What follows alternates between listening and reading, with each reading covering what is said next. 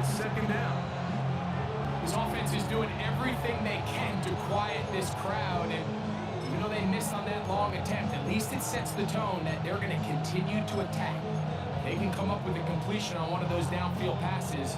It's going to go a long way to settling themselves into this game.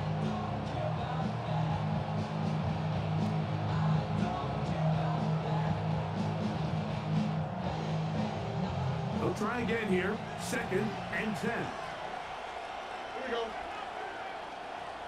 Tony. Let it. From the shotgun, C.J. Stroud. He's hit after the catch of the ball and free. One of his teammates is Oh there my gosh. to pick it up. I feel like we see this so often, Mike, especially with how good these receivers are after the catch. They're so eager to pick up that extra yardage.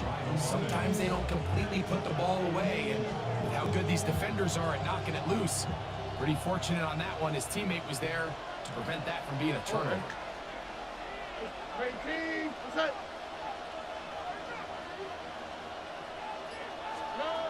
Stroud to throw here on first and 10. That one run in by Perry.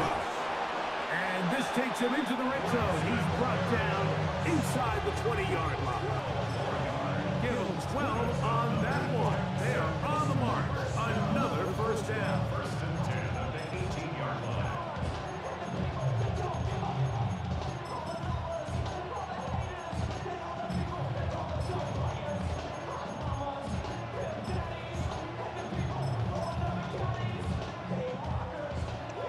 Dan the man, how we doing? From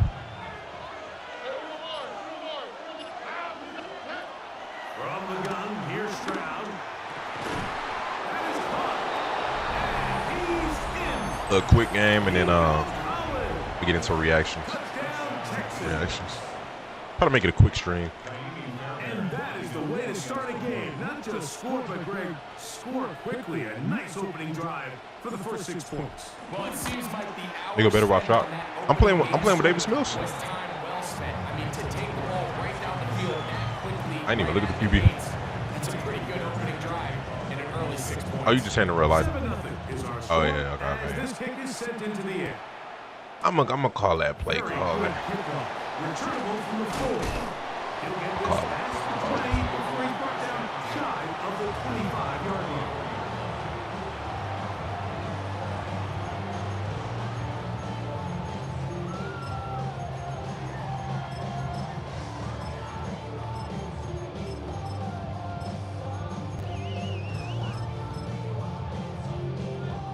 So here's a first and 10 now. They'll start from the 24. Yeah! Here we go, boys. On the ground, here's the rookie playing in-state at Austin. And he'll get back to the line of scrimmage. That's about all. There's very few defenses in today's NFL, Mike, that you can play the cornerback position and be unwilling to tackle. Those days are kind of over, so give credit to this guy. I mean, he identified run, he understood his leverage and gap fit, and he's able to bring it down for a good Oh, we cut that back. That was nice. And finally, they'll bring him down, but he's up beyond the 45-yard line. They get 22 yards there. First down, Cowboys. But I think Seahawks versus Rams gonna be. Oh my gosh, it's gonna be a good game, bro. Gonna be a good game. I don't know. It's gonna come down to. They both got good defenses. Generally, I don't know, bro. This one broken up. It's incomplete. The defender right there with I gotta look at some of the numbers. I like the Rams offense better right now, but I think I like on paper I like the Seahawks defense better. But generally, I don't really know. What they doing dispatch? I'm gonna figure that out. Also, gotta do a quick stream, and I'm gonna work on some planning. But the goal is to do it this week. I definitely want to get it started this week. And now it's third down. Shotgun snap for Prescott. That one too far out in front. It is incomplete. Remember They told us, Mike, leading up to this game, they said it is so critical for us to find success, especially on third down. We want to maintain possession, extend these drives. Well, the first crack comes up, and they fail through the air, and we'll have to regroup. Oh, you gave him too much time, bro. Oh, that was my fault. Not quite to the end zone, but in great position. Gosh, Out man. of bounds at the 3.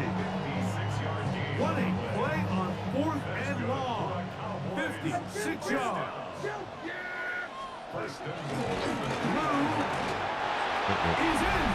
Touchdown, Dallas. And what a response by this offense. It's not easy taking the field, Mike, for the first time in the game, and you find yourself already down to score. They watch their opponent kind of march down the field and score in the opening possession, and they're able now to go out and square it on up. Allows you to take a deep breath, maybe get a little confidence for your defense to go out and get a stop. And they come over with this extra point. We got ourselves a tie ball game.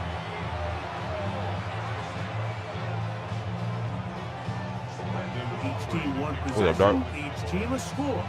7-7 as they kick it off. Here's Tremont Smith on the return. Oh, he's got room past the 30. And it'll be taken down on what will be the final play of this opening quarter. It's Texans football. Quarter number 2 begins as they are set to start the drive with 1st and 10. Here we go.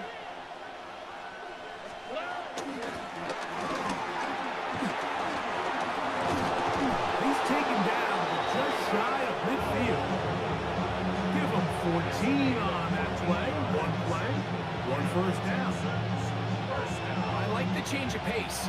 The idea that you want to keep the ball on the ground, but you don't want to do it in the traditional sense of just turning around and handing it off to your running back. So this time, they give it to the wide receiver. They get him in space, get the ball in his hands, and he turns it into a solid game.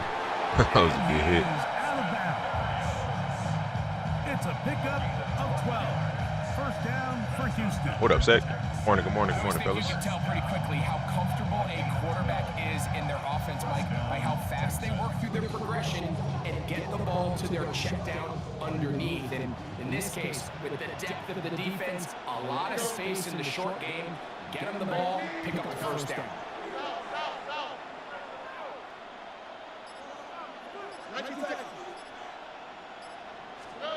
On first down, it's Stroud. He'll spot his big tight end, that's Dalton Schultz. Deron Payne, a salty bum. What did Deron Payne do? Oh, he got ejected for punching somebody, right? Jalen Carter or Jay Carter.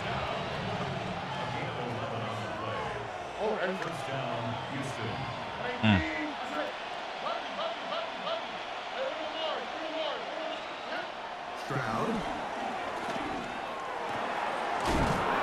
Goodness gracious. And he's into the end zone. What a response. Nico Collins. Touchdown, Texans. That's his 2nd touchdown so far here in the first half. Fairbairn to add the extra point. The kick is good, and the Texans will move out to a 14-7 lead.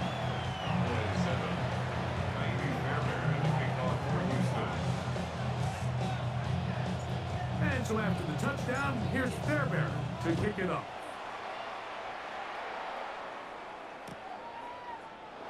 And there'll be no return forthcoming, so the ball comes out to the 35. Cowboys take over 1st and 10 at their own 35-yard line.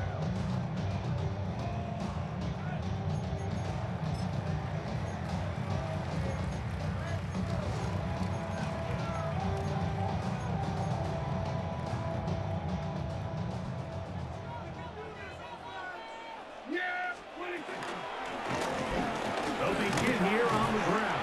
There we go. He'll be taken down as we tick down to the 2-minute warning. A gain of 5 brings up 2nd and 5. They'll stick with him again. Interesting. And he will not be able to get free, picking up only a yard. Now it's 3rd down.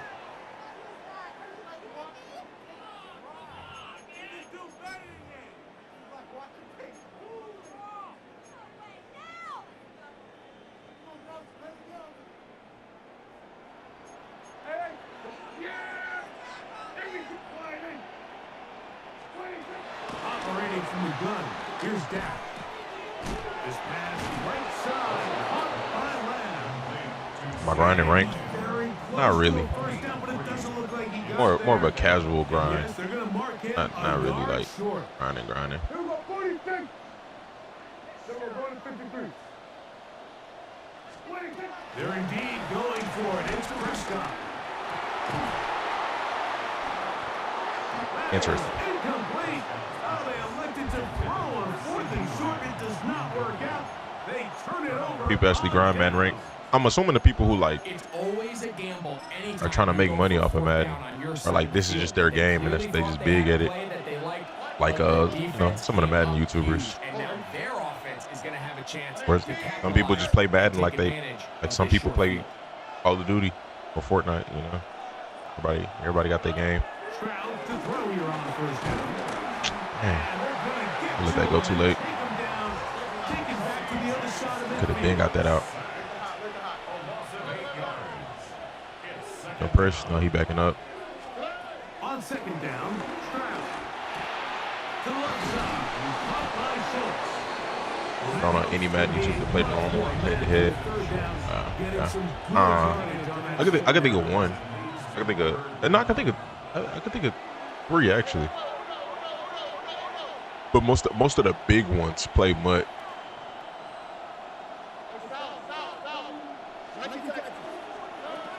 Here's Stroud. He's got his tight end, and Schultz. That's his 3rd catch of this first Black half, Rain. and good enough for a first down. Henry. Yeah, it's some out there. They just not as big as the ones who play mud. Pickup of 10, and it's going to set up 1st and goal. The Texans going to go ahead and use their first time out here, and it'll come with 15 seconds to play in this first half. Can I get this? This would be interesting. Back to throw. Oh yeah. It is brought in the end zone. Nico Collins. Touchdown, Texans. Appreciate our extra video. LT, appreciate it, Brody. Appreciate it. Who your team? His 3rd touchdown. It's Prime K Keys, the MMG Man 20. This is MMG still does MUT videos. I feel like I see him do reaction videos a little bit here and there more alone in the now, first half. but I don't watch him in detail, so I don't know for sure. TD Berry used to be on it hard. I remember he used to be grinding.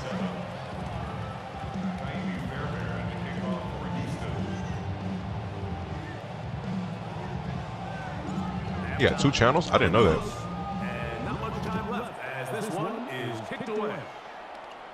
Patriots fan? Oh yeah. Not to bring this one out. Y'all doing y'all thing. Probably wise decision. A lot of potential there. A lot of potential.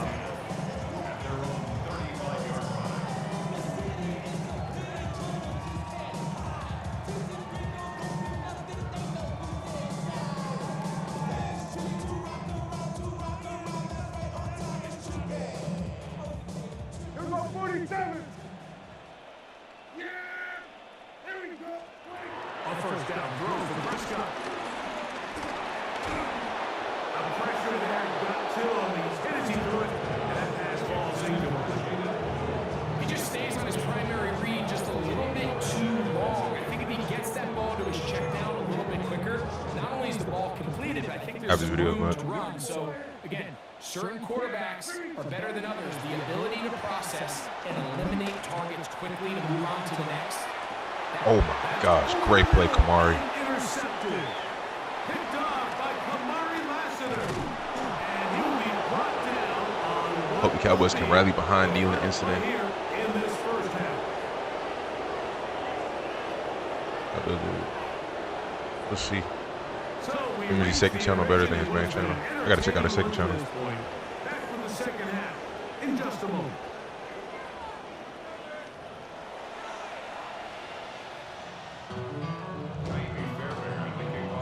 Pretty interesting first half. We'll see if any strategy changes. It's crazy how that kind of happened, like going into a bye week as well for them. As this second half gets underway.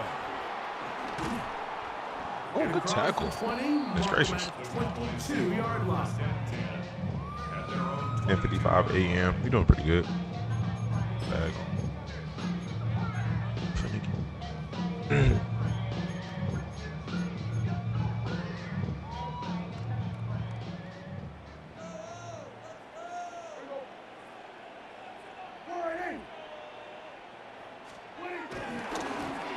Here's a run to begin this third quarter, and he is fortunate to get past the line of scrimmage. Call it a yard at most. It is Azeez Al-Shire with the stop. On second down, it's that. It's into the hands of Jaden Blue. He's going to be out of bounds. When he started. And now we've got third down coming up. Defensive coordinators preach all the time, play pass defense with vision. It's exactly the case here. They're able to rally to the ball, keep that to a short game. And the third down, that ball incomplete. Missed opportunities like these are a big reason why they find themselves down double digits here in the third quarter, Mike. Points on this possession could have gone a long way towards making this game competitive, but instead, poor execution, especially in the passing game, and it's another wasted drive.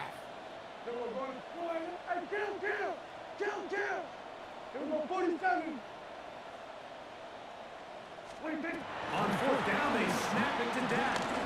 Lets it go. Downfield. Good money. That is incomplete. They couldn't get I didn't like that coverage, but Gonna give the ball over. it was what it was. All right, Mike, so in a situation like this, I would love to see the quarterback think first down. I don't need a touchdown. I need a fresh set of downs. I need to keep the chains moving and give me more opportunities to hopefully end this drive. On 79. And he'll get back to the line of scrimmage. That's about all. Try again. It's second and 10. No gain on the play. Brings up second and 10. 26-yard line.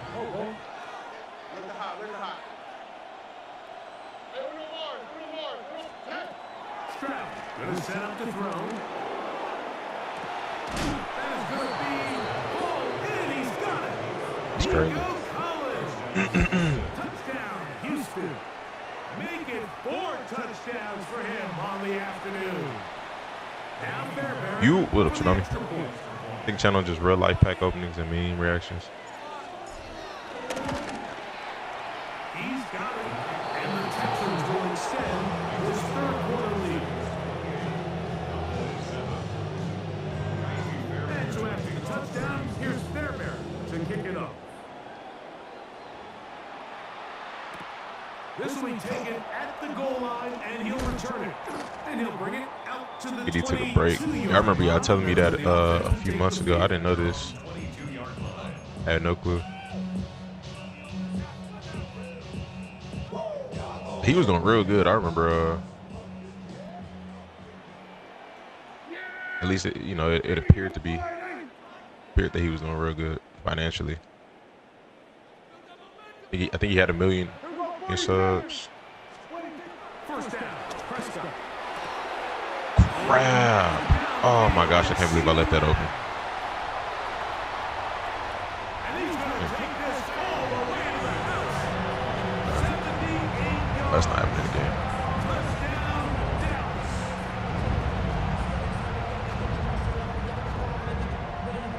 Aubrey now for the extra point. It's up and through. Cowboys are able to cut into the deficit. Just 2 scores down. This is really taking a chance. With a quarter plus to play, they line up for an onside kick. He's to midfield. Bro, I couldn't even run. Like Madden, it's like Madden took the controller. It was running by itself. We get the ball back to our offense to cut to this deficit. But now in return, it's your defense that now has the tough task.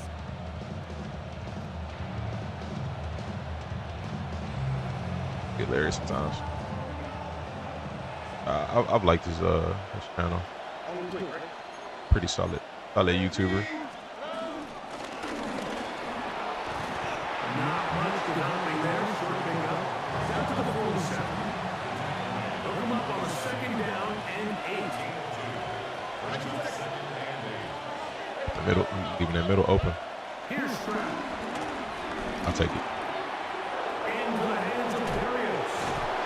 And he'll take this down inside the 45. 15-yard pickup there. It's good for a Texans first down.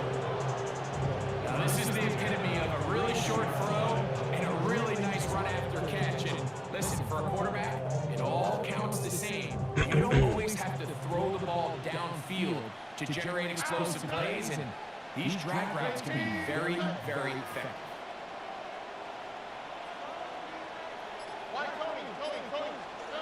On first and 10, here's Stroud.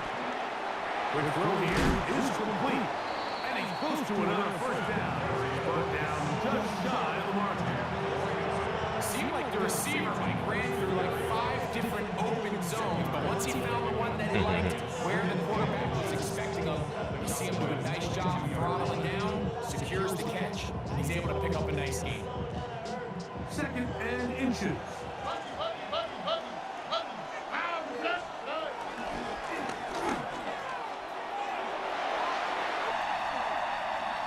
And he'll take this one in. Jalen Noel. Touchdown, Texans. Just a great way to finish off a drive, and it was something they thought they had a matchup advantage all week long, was in the ground game, and you can see here, they executed at the offensive line. He got some nice blocks downfield from his wide receivers and tight ends, and he was able to do the rest.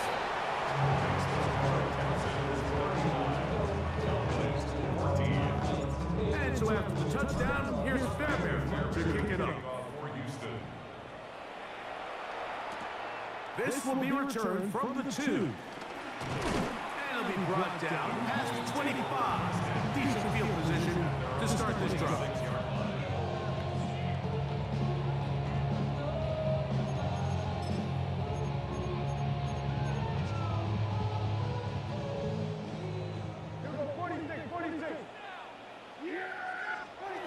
Dak to the throw here on first down. I did it again. Oh my gosh. CD Lamb. And they're going to have this all the way down inside the 30-yard line. A big connection from Dak to CD. 47 yards. First and 10 at the 26-yard line.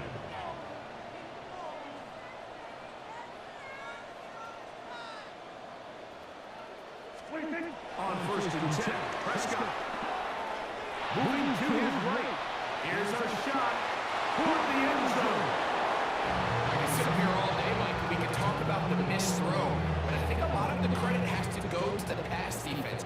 Not only did they do a good job making it difficult for them to complete the pass, but I think they saved the touchdown along the way. Now a deep ball for the end zone. Good coverage there in the end zone, and is incomplete. Terrific. The Hall versus Dark 1v1. Whenever Dark won it, Third down. I'll probably hopping off after this jump into reactions, but Had he gotten there just Nah, a whenever. little bit earlier, he probably draws the flag a little late. It's probably a touchdown. On third down, Prescott. Open man, right side. He's got it. He is out of bounds. They have worked it inside the 15. That's good for a Cowboys first down. So we are through 3. Back with more after the break. You're tuned in to the NFL on EA Sports.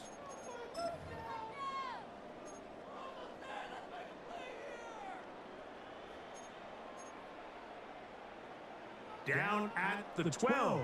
It's first and 10. They'll throw again. Dak. And he can't hang on through the contact. Incomplete. Good job defensively to meet him just as the ball was arriving. It'll bring up second down. All things considered, it's actually a pretty good pass. I mean, he puts the ball in a place where only his guy can catch it. But I think he hears those footsteps coming from that nearest defender, and he's not able to secure the catch from contact. We tend to make NFL offense very complicated, Mike, but sometimes it's as simple as this. Get the ball into the hands of your playmakers and just let them do the rest. Third and short. Prescott. Bro. Blocking, and he's in. Now Prescott. Touchdown, Dallas. 2 touchdowns for him now on the afternoon. Well, Greg, the light's still on way down at the end of the tunnel here. They are climbing back into this one with that touchdown here in the fourth quarter. And they have a tall task ahead of them, Mike, but they have a chance. I mean, we've seen stranger things happen. They got a 2-possession game here late. They're going to need a couple stops, and they're going to need a couple things to bounce their way. The kickoff unit is out there, and they'll send this one away. Late in the game, this is where you see teams really start taking some chances. And boy, this was a big one, but it's not going to work out.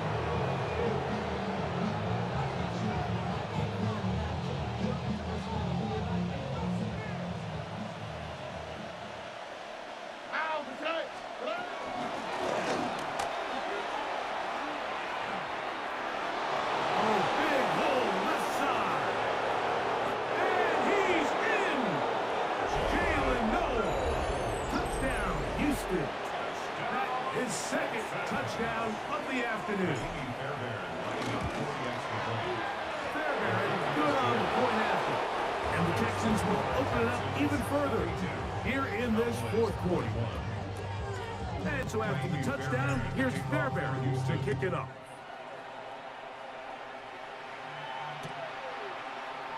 In the end zone, here's Devontae Turpin. He'll come across the 20 and taken down at the 21-yard line. The Cowboys take over first and 10 at their own 21-yard line.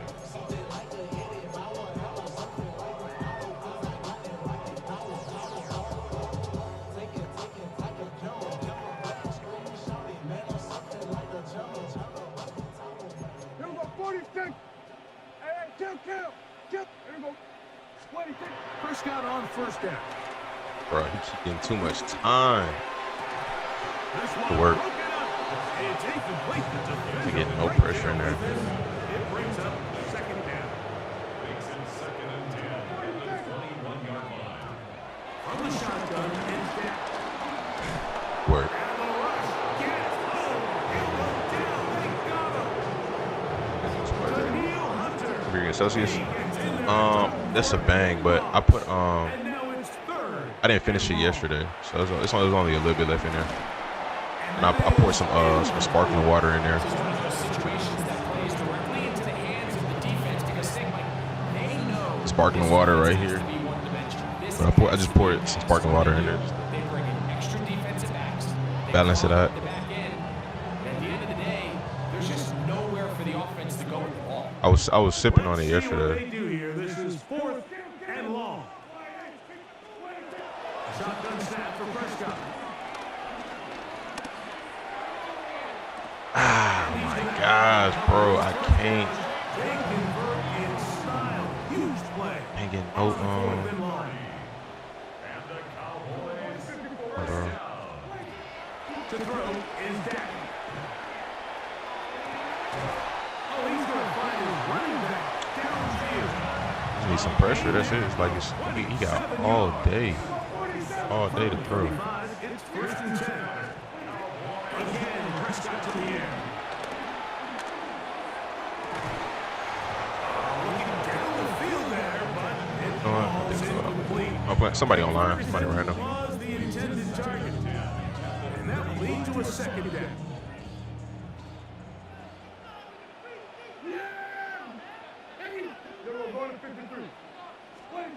Prescott again. Roster. Moving outside the pocket. He's going to take Aingley. a shot down the field. To the end zone. It's intercepted. That's just Madden. He was wide open. That throw should have been made. That was just Madden being Madden right there.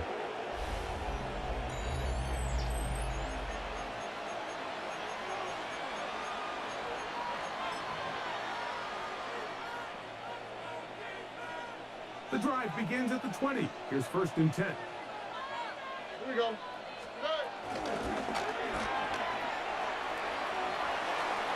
Wow.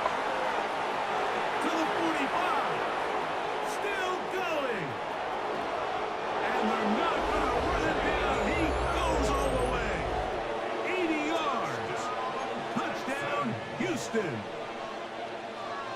He has come alive after the break. His third touchdown of the second half. That'll be caught.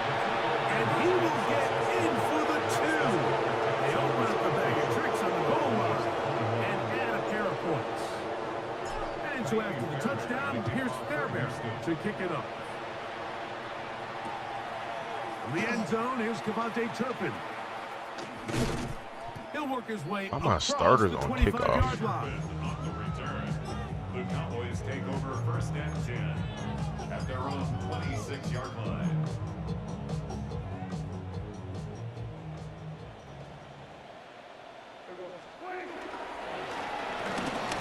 Start on the ground. Not much there. What's up, MJ? Maybe a yard. A gain of a yard brings up second and 9. It is second and 9.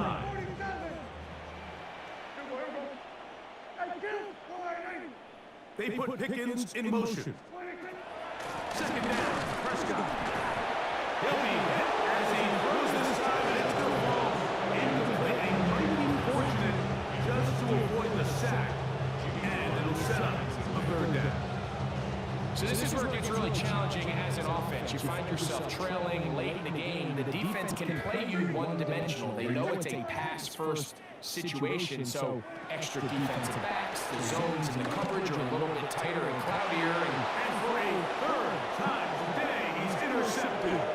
Picked off by Kamari Lassiter. I think top 5 teams after week 10. I gotta look at the records. I'll look after this year. And that should be the final dagger in this one. I mean, barring I gotta take that into account a little bit, but I just don't think there's enough time or possessions left in this game to pull off any sort of comeback. money, good money. And some good footwork there. He'll take this forward for a gain of 8. Here's second and 2. 8 yards on the pickup brings up second and 2. Cowboys 26-yard line. Oh, not too much. Down inside the 35. And pick up of 14 on that one. First down for Houston. A gain of 14. And the Texans first down. Nike Texas. Under. Hey, south. From the shotgun, C.J. Stroud. And it's brought in. And they're going to get this all the way down inside the 5. It's another big play in a game that's had its share. And even 30 yards.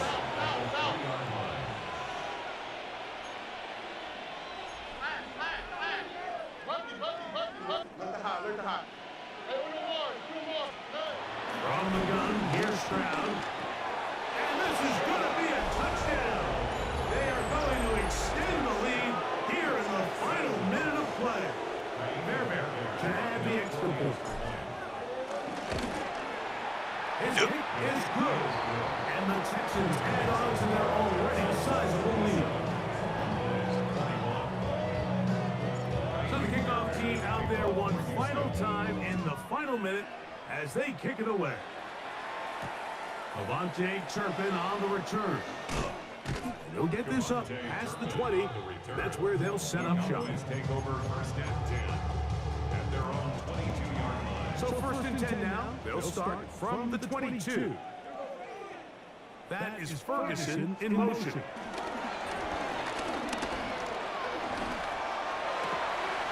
He'll get this complete. It's George Pickens. Down the right sideline. What about that? Out of bounds, all the way down inside the 15. Space getting tight here, down to the 13-yard line. They were first and 10. Here we go. One final play. That'll be incomplete. And now we are down to likely just one more play. Second and 10. Operating from the gun. Here's Dak. And it's going to be some Not that too quick. I couldn't really say it. This is a touchdown. They've fought till the end, but still will come up short. the game, the score is really irrelevant. You want to try to build something positive towards the end of this game, and I think that score will help do just that. So it's a win for the visiting Texans. This was a game where both offenses were up and down the field, marching the ball at will, matching each other point for point. In the end, got a few more defensive stops than their opponents did. That is the difference in this one.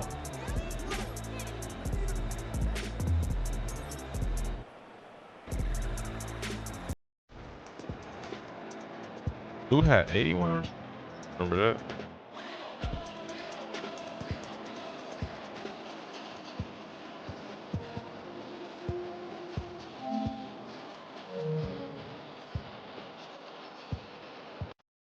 Raiders and Jags in the bottom 10. Commanders, Jets, Saints, Titans, Dolphins.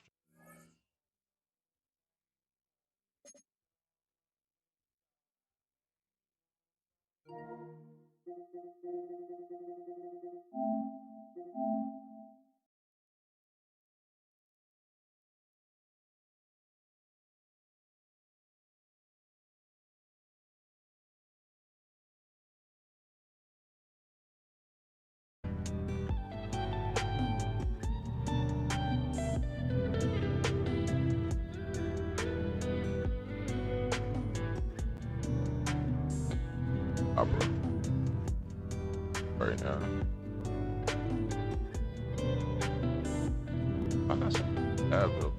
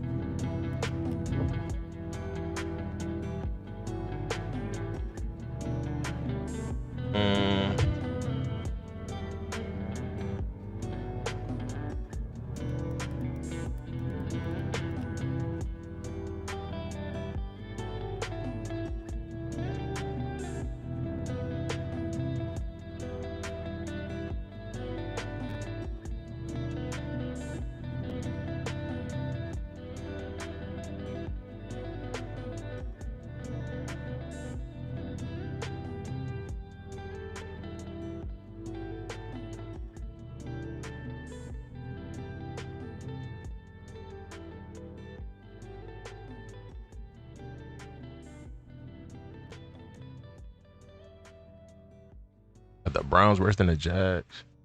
It's so funny. I think Browns better defense, Jags better offense. But just on paper. Well, actually, coaching wise, I think the Browns are decently coached defensively. I don't think the Jags. I think the Jags top 5. If I had to choose a top 5, Rams are in there. Seahawks are in there. Ooh. Like, is this top 5 teams who I think are the best teams right now, or who I think would be best, like who I think realistically have the best shot for Super Bowl? I think the best right now, Bills just took a crazy L. Eagles in there, Colts in there, Rams in there, Seahawks in there, and Patriots in there for the best teams right now. But if I'm looking at like the best teams that I genuinely think will be in the Super Bowl, that's a little different.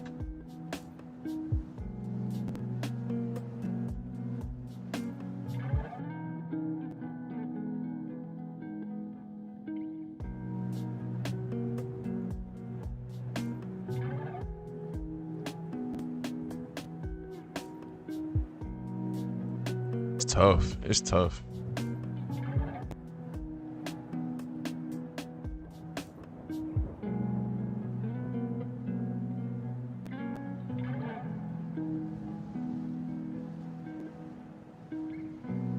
You know, the Bills are a team. It's hard for me to judge their offensive play calling. Josh Allen does so much, but like sometimes their play calling is really good. But like it's definitely overall it's hard for me to judge it. Like I don't feel like it's like mad intricate like the Rams or. But they do get in the bag sometimes. I'm not gonna lie.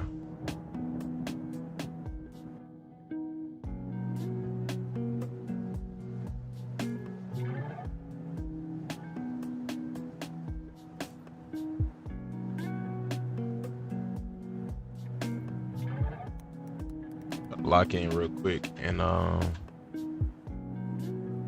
get some reactions done. Curtain call. Tyler Warren had 10 targets, 8 for 99. Alec Pierce. This could be a quick run through. Whether I post all of them or not is a question. I'll run through this pretty quickly.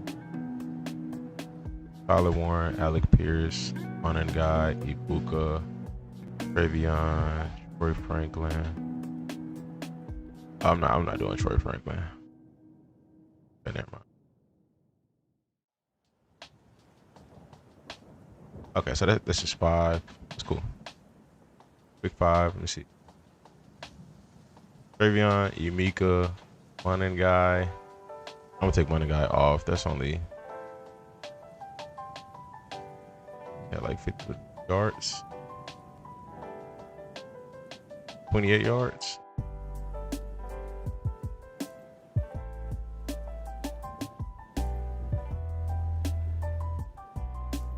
Alec Pierce is cool. That's 4 right there. I think Colts, Patriots, Rams, Lions, and Seahawks are top 5. I think for sure, just by the way the Seahawks look offensively, bro. Them, Rams, like the combo of offense and defense, actually. Them Rams,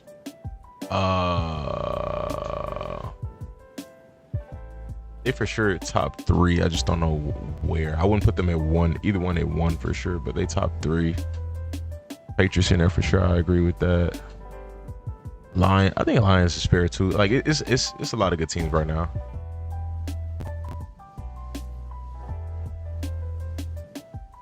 A YouTube title has a typo. Oh, good looks.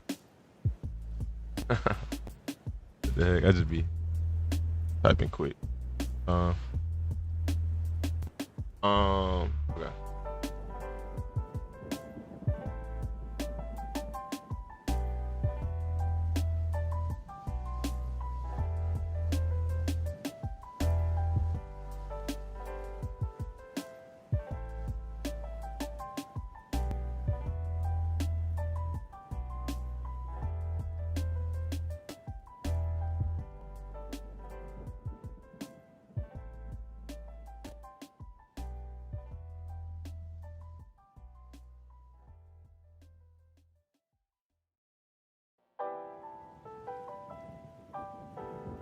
Put it on the Zaza.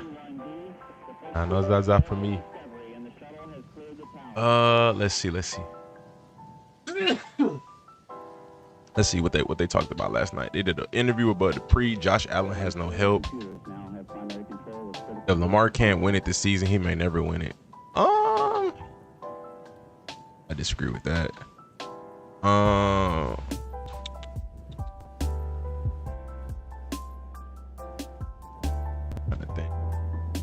Dang, they call Trevor Lawrence weak. Oh my gosh. He's too stubborn to start Shedeur. Didn't they just have this exact title last week, or was that the arena? Bro, they gonna get their Shedeur clicks. They like Shedeur is a topic every single week, and he don't even play. Every week. But again, it's you gotta get your clicks. Gotta get your clicks. All right, let's see. We got these quick. The first 4 is quick. I kind of don't want to drag. I'm gonna line this one. This is 7 minutes, so it'd be a quicker one. 10 minutes. It'd be a quicker one. I'm just throwing them in that order. And then Josh Allen has no help. this is an interesting thing here. I don't know about this.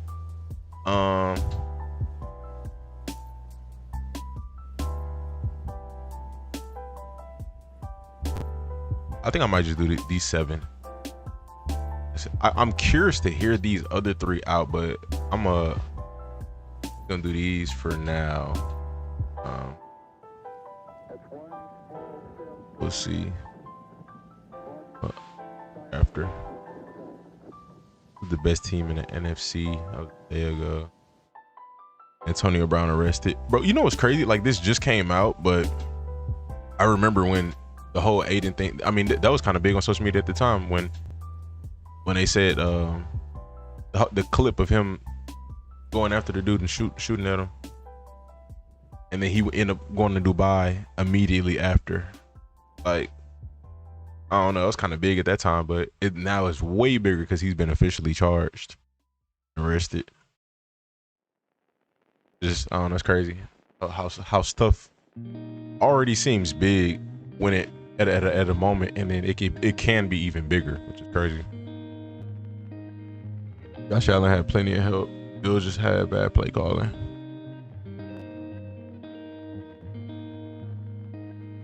As much as Josh runs around, this is the reality of it.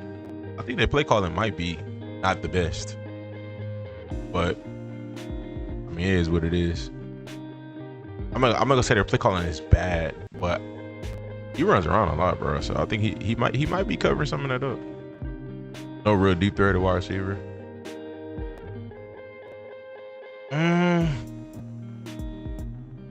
I don't think you need a real deep threat. I think you just need an elite receiver. You know, because I mean, when I look at Puka and Devontae Adams, neither one of them are deep threats.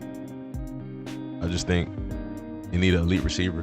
But again, though, you need to put your number 1 receiver in those positions. So if you want Keon Coleman to be that, just put him in those positions. You can force feed him. You can make it look like he's the number 1, and what that does is going to benefit everybody else. If you're drawing up plays to get him open and you know, just give him easy balls, it's going to open up stuff for everybody else.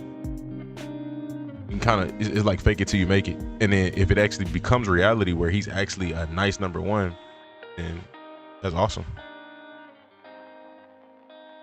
They don't have an elite wide receiver? No, of course they don't, but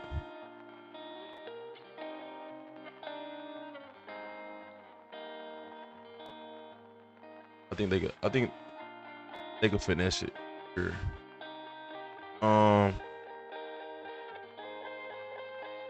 Of Atlanta.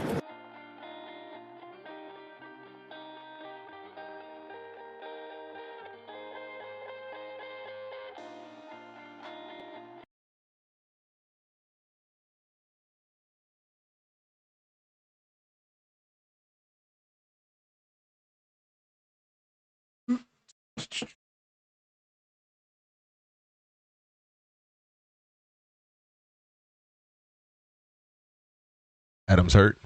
Devontae Adams hurt.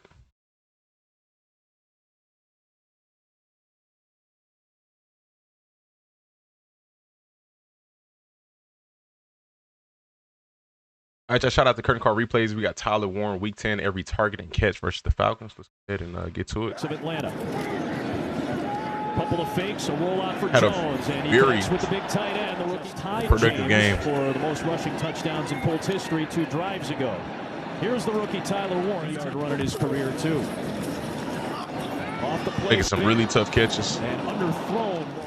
If y'all had to think of a pro comp for him, like somebody who's been in the league for a while, who would y'all say? Because I can't really think of one.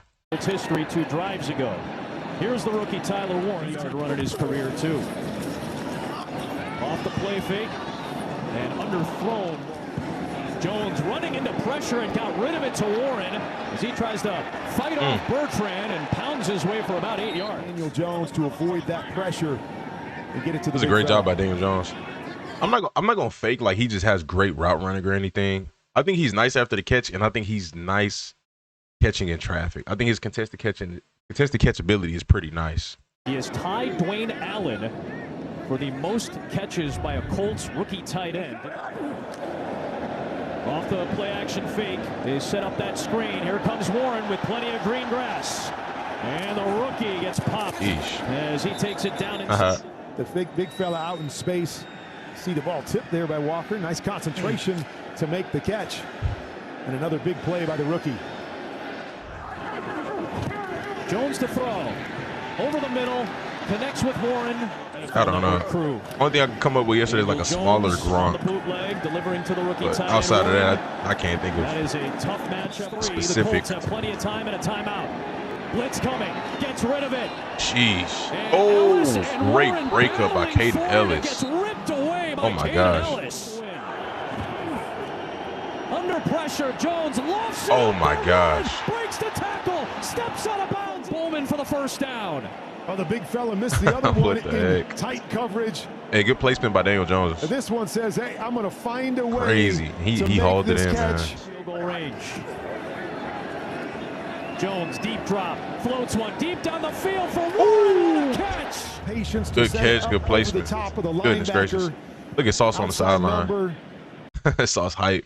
I'm on a winning team. I got some dogs. Nah, I ain't gonna lie, I had some dogs in New York too, but I'm on a making winning nice team. catch over the shoulder, but this is what Daniel Jones has been all year. Good money, good money. Shout out to Curtain Call Replays. Yeah, I mean he's looking good right now, bro. You know, I can't deny it. They put him in position to make plays and he makes them. Plain and simple. But let me know your thoughts in the comment section. Subscribe, stay tuned, stay blessed. Sauce overrated. I don't think Sauce is elite, but I think he's a good corner.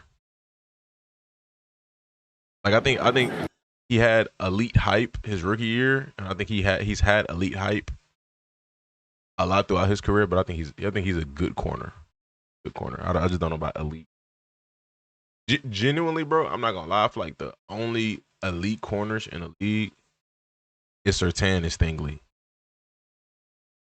I think J.C. Horn is nice from what I've seen of him, but I haven't seen enough of him personally. I don't know. I think Surtain and Stingley the only two elite corners in the league. But I could be wrong. Could be weird.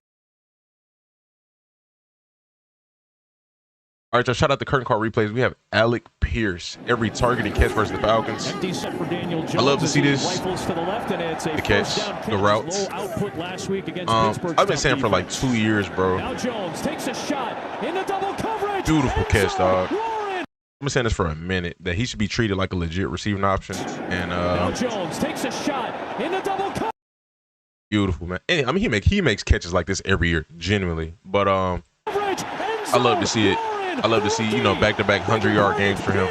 Leaping for the touchdown. Hopefully he cracks 1K this year. First and 15. Like it makes no sense to me how they've had a legit 6'3" receiver who runs a 4'4", 4'3", whatever he runs. To reach back But he's and make the fast. catch. Comes from a very athletic family. He's not stiff. He moves very fluid, very well. Look at that. Smooth. That was a nice route. Jones. But he's not stiff. You know, he actually plays the position pretty good, but On the 29, second down. just don't get the targets. Comeback route, and it is caught by Pierce.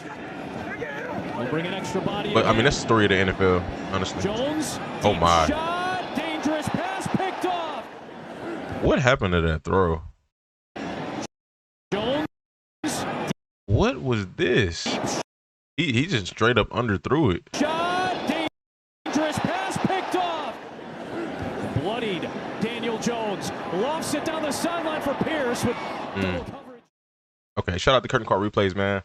I believe he finished with he for sure had 100 with 118. I could be wrong, but he for sure finished with 100 in this game.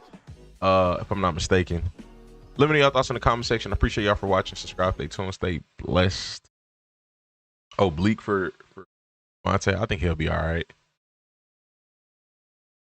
Does it say he's gonna be out next week, or it just says he's questionable at the moment? All right, y'all, we have Emeka Ibuka, Week 10 highlights, every target and catch versus the Patriots. Shout out to Curtain Call Replays for this here. Pass play across the middle. There he is. Run that back. To go.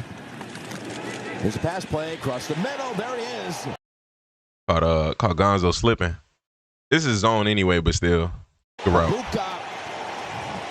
Good route. Cutting and We just talked about 1-0 Tampa. it looked like a slip on the part of Gonzalez. Bro, Gonzo be, I ain't gonna lie, bro. I feel like he got crazy potential, but I just don't feel like he's hitting it. Ibuka is in for the touchdown. This was interesting. Gonzalez. Another first down. Faced him up. Oh, paused. Wow. Looking deep. Wow. To the right side. He sold that. That was good work. Is in for the touchdown. What an opening drive for Tampa Bay. When I say Gonzo elite, nah, Gonzo got elite potential. Gonzo is right there, bro. He's right there with like JC Horn. I think I'll put JC Horn over him. But like he's right there. Like they both are like right there at elite potential. Is actually coming. But like I said, JC might be elite. Oh. All right. I see you. Actually coming. It's a good route. That ball just was too far. He could have caught that if the placement was right. Incomplete. Now Gonzo for sure potential to be elite, bro. And the pass down the middle. Beautiful. It's a good ball. Through the zone. He had multiple guys. Soft spot in the zone. But I feel like this is set up on the first few drives, just like the Patriots did. Now the Patriots scored on theirs. This was close right now. Here's Baker out of the gun. Dumps it off across the middle for a quick 6. Them are ready. Here's Mayfield. Next week. Here's a 2nd and 8. Sideline. Good catch. In on this play.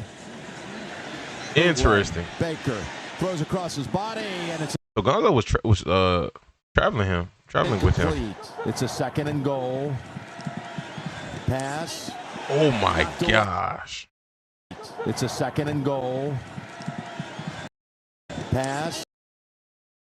I don't think that was knocked away. I think he just dropped it. Maybe I'm wrong. I could have sworn I seen it hit his hands. Wide open is Rebecca. Okay. Thanks. Well, it shouldn't be that hard if you won 13. 2nd and 10 incomplete. Ibuka. Interesting. I mean, at the end of the day, though, a good game from him. I think he solid performance, especially going up against a corner like Christian Gonzalez. Y'all let me know your thoughts in the comment section. I appreciate y'all for watching. It'll be interesting to see when everything continues out when comes back, because I feel like they got kind of similar prototypes. Similar. But let me know your thoughts. Subscribe, stay tuned, stay blessed. I think if I had to rank corners right now, unless somebody just threw one out there that would throw me off, I think it'd be Surtain 1, Stingley 2. I think those are the elites. And then I think like right outside of that probably be Horn, then Christian Gonzalez, and then maybe Sauce. But again, I can't think off the top of the head right now all the corners in the league. Watch. I for sure I'm forgetting somebody. All right, y'all, we got Travion Henderson, week 10, every run versus the Buccaneers. Amazing day from him. Amazing day. They toss if the Patriots choose not to start this man, I will be beyond disappointed with them as a coaching staff. Run an outside toss. Pull Morgan Moses and go ahead and make the game simple. If on first down, Ramondre Stevenson comes back, try to run in between the tackles. Ramondre is put back at RB1. I'd be very disappointed with them. It's gonna make me question them a lot. Times to win. You can't run. Just that was a good stop right there by the Bucs defense. Henderson. Good run. Oh, he's close. They're gonna roll him down. That's a good tackle. Now you try and score. It's Henderson, and he is stacked up. That was a good block by 95, but hey. The toss they got a bunch of big guys up there too. Oh my goodness. And they're gonna say stopped. Wow. On their first drive. They got some nice run defense, man. I'll tell you that. Oh, he just broke. He just broke off some long ones. Boy, got some speed. Takes it home for the touchdown. Mac Hollins digs out the safety, and goodbye. You ain't catching this home run. Goodness gracious. No way. We'll see if they do that here. Go right back to the touchdown maker on the last series. That's Henderson. 2nd and 9. Back-to-back carries for Henderson. Remember that pedal? The Bucs run defense. Shout out to his dad. It looked tough, bro. He popped off some long ones, and then that's all it takes. 2 long runs is all it takes. Swinging his way. Henderson picks up about 3. If it's like at both of these teams, it is Logan. As the handoff goes to Henderson. Goodness, like has he outside of them long runs? Has he had a 10-yard rush? From the Broncos atop the AFC. Goodness gracious, As they is swarming. With Tonga leading, the handoff goes to. It's Henderson. crazy. Time he's in, they've ran it every time, and they do it again. They toss it. I didn't love And there goes the other one. He's got a chance to show off that speed. Henderson Jeez. breaks a second one for a touchdown. And then the speed. This here, the fullback, I said this in a highlight video or reacting to it. The fullback, he was slow to get out there. But I think him being slow, ironically, condensed everything to where it brought all the defenders inside and congested this so he can just slide out the back door. You know, versus if the fullback was a bit faster, he probably would have got caught on an angle. It wouldn't have played out like that. And watch him at the end. He's going to look But to the side. everything I happened for a reason. And he's going to say, "Hey, should I go down? No, coach, should I score? Okay, I'll go score." That is amazing. That's dope, bro. That's dope. Shout out the curtain call replays, man. Amazing performance from TreVeyon Henderson. I think that's the best single rushing performance from a rookie running back this year. And again, I genuinely, bro, I think you give them a consistent run game, there's no telling what their offense can do. And again, you have to commit. You got to commit to being a consistent run team. You know, you got to commit to this one guy, and I think he is the best running back they have, but they just don't want to. They don't want to commit for some reason. I don't know if it's because they got money tied into Ramondre, so they want to justify that. But it's like I can't even say that because last week they was giving Terrell Jennings touchdown carries. You know what I mean, over TreVeyon. So I mean, I don't know. You know, but he did get a bulk of the carries. Look like he got bulk of snaps as well this week, and yeah, I think that just makes the most sense. But y'all, let me know y'all thoughts. I'll see how they can go back to Ramondre after these last 2 games. Really 3 because he did well versus the Browns too. I ain't go front. He didn't do great last game, but he was all right. Like, you know, against the Browns, I think he did pretty good. He had a good rushing average. He was kind of gashing them. But this game, for sure, this is a statement game, bro. This is like, Ramondre's not finna give you that, if I'm being honest. Like, no offense to him. I like him. I think he's a good running back outside of the fumbling. As a pure runner, he a good running back, but he don't have that level of speed or explosiveness. That's why if you want to run a 1-2 punch, you got to make TreVeyon the RB1 if you're going to do that, you know what I mean? So, but we'll see how they play it out. Again, it would make me question them as a coaching staff. And that makes me question how far you can go in the playoffs if you're making simple decisions like this hard. You know? Like, this is a very simple decision. And you're making it hard. So it just makes me wonder what other simple decisions on the roster within the organization that y'all are making hard. You know? But we'll see. Subscribe, updates, and stay blessed. They both fired for real?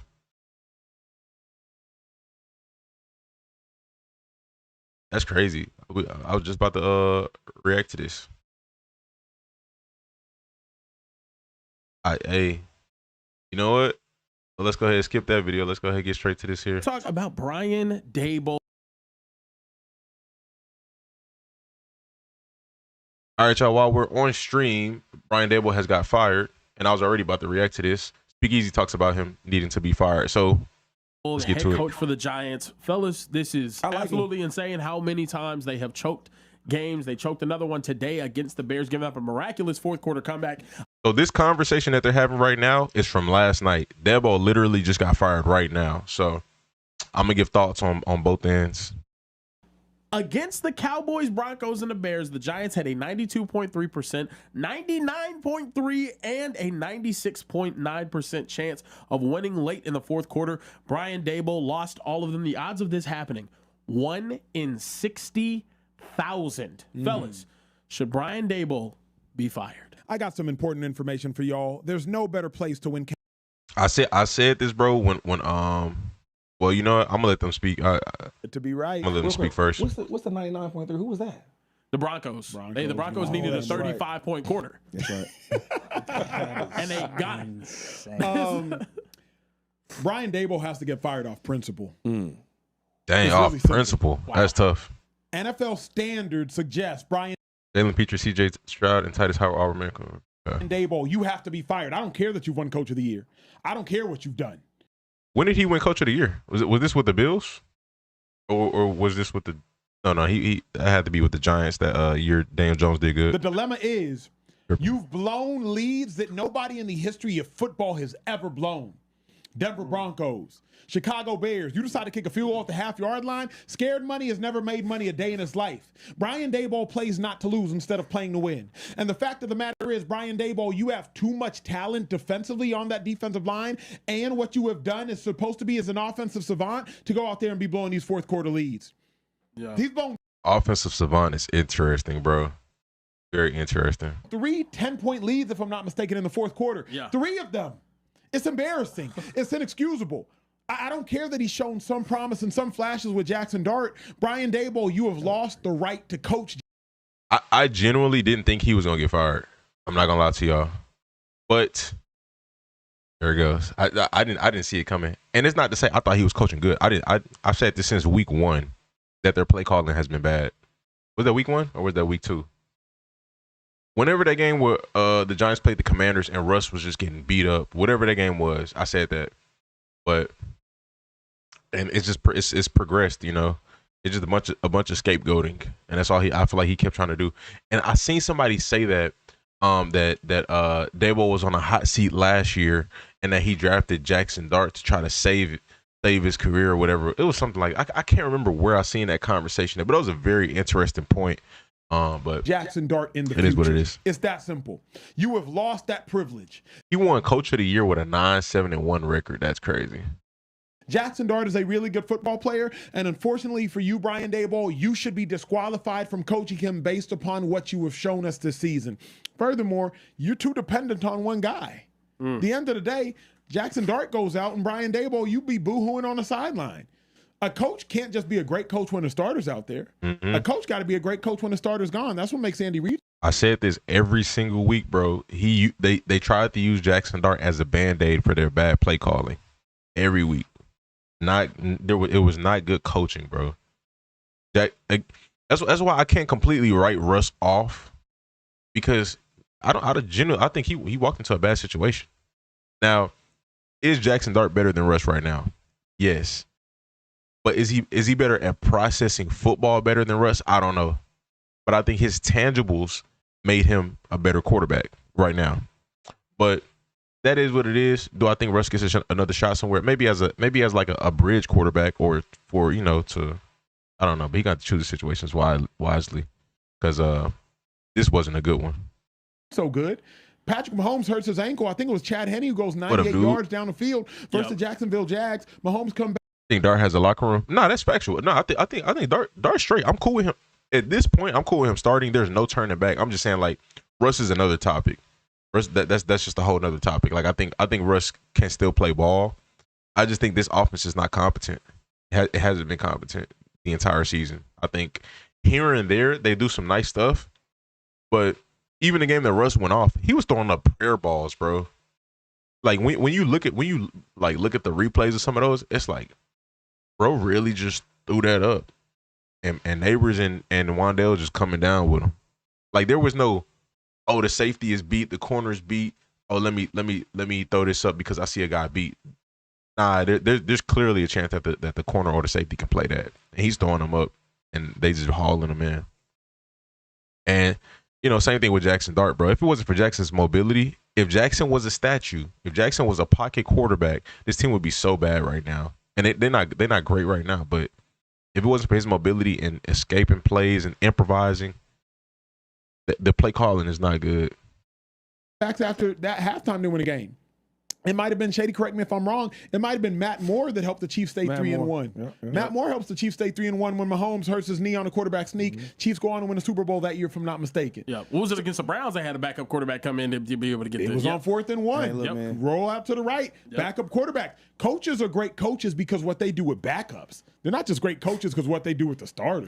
I don't think Daboll's a great coach. I think he's a really good coach. I think Andy Reid should never be in these conversations because Andy Reid is so great, right? Bro, I need to know what Shady feels like that ball is good at. Because if he's the OC, if he's the one calling plays, for the Giants. I disagree with that. I wonder if this is just bias that he's played under that ball. And I'm not gonna act like he's a terrible coach. I mean, there are worse out there, but great is interesting. What other coaches are doing that? Tell me what other coaches are going out there is winning with the backups. He's a goat. He's a goat. I didn't want to interrupt you because this sounded so good how you were saying it. But when we really think about it, though, tell me other coaches is going out there just winning games with the backup. The only one I can think of is Bill Belichick, like 2000. They went 11-5 with Matt Let's leave him Castle. out of it because he's a great coach. No, I'll say this. Exactly. You're the greatest of all time. Really. I don't need you to win every game in the history of the world, but do what Kevin O'Connell did. Yeah, that's when fair. he kept them afloat. That's fair. Do what, I don't want to say this name so we don't lose our minds. Do what Stefanski did. He's a good OC ago with 5 different quarterbacks. Bro, if Daboll is the one who's been calling plays for the Giants this year, I don't think you can convince me that he's a good OC. That's just my opinion. I think he's okay. I don't know if I say good. Their play calling is not. It's not. This is the missing piece to take our team to the Super Bowl type play calling. I don't feel it. I haven't felt that this year from them at all. Backs, like just keep them afloat. Do what Kyle Shanahan does. I'll just do what other great coaches do. Fix your face, Care Bear. Do what other great coaches do. I just be 500. Well, look, be 500. If you watched the game today, when Jackson Dart got Mike McDaniels is a much better OC than Daboll is. I can see Mike McDaniels stepping down, being an OC somewhere. If this is the resume of Daboll as an OC, again, I'm not gonna say it's terrible, but it's not. I wouldn't be like, that was, you did a great job as a OC, as the play caller. You just didn't do a good job as a head coach. I can see that with Mike McDaniels. You do a good job as a play caller, but you're not doing a great job as a head coach. Play bad head coach, good OC. Out the game, it looked way different. Right? The defense was like, oh, thank God. Because this young rookie going to. I can see that being a good OC or being a good DC, just like Robert Saleh.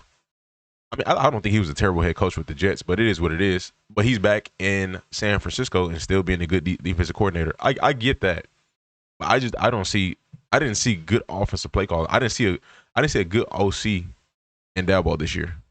So I don't know about that. Be something special, right? And if I'm an owner, I didn't see a good OC or a good head coach. But I mean, to each his own. The guy that drafted him, the mastermind offensive guy that I know, and Brian Daboll, I'm keeping him for that. Jackson Dart, the only reason why you will have a job, Daboll, is because you drafted this kid, right? And nobody thought he was this. Yeah. That's facts. I said this the other day, yo. I feel like Caleb Williams is Jackson Dart. Caleb Williams is supposed to be Jackson Dart. Scrambling, running around, all that. Accurate. Ball placement, all that swagger. No. Jackson Dart's the real deal. So what I'm saying is, I heard everything Acho's saying. I would not fire. Is Russ crazy? Brian What you Daboll. mean? But Shady, the NFL to me though is about, the NFL is a privilege. It's not a luxury. That's what I hate. This is what you got to do though. You got to look at the picture. What is the issue with the Giants? What is the issue with the Giants? Yes, we can have the worst personnel, which they don't have the worst personnel. Yes, you can have the worst personnel, but at that point, what is the Band-Aid for bad players? Good coaching. So, and you have some decent players out there. So why are they playing? So why are they 2-8? So you gotta ask these questions.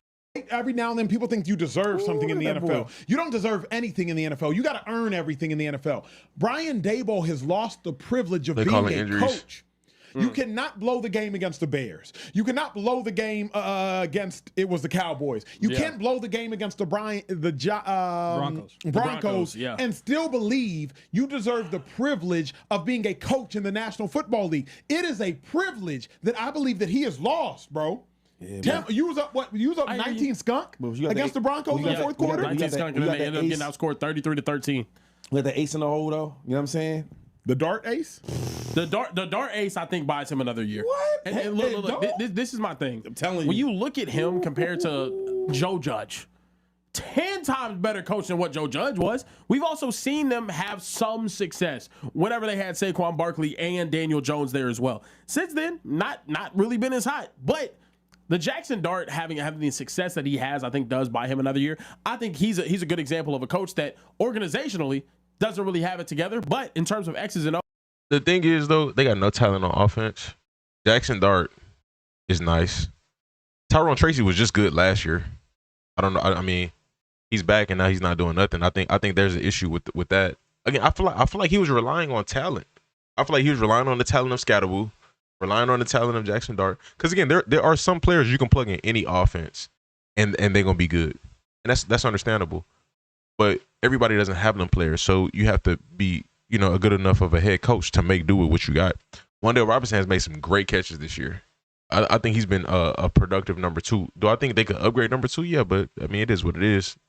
Obviously, with Malik Neighbors out, but I think I don't know. For me, it go back to coaching.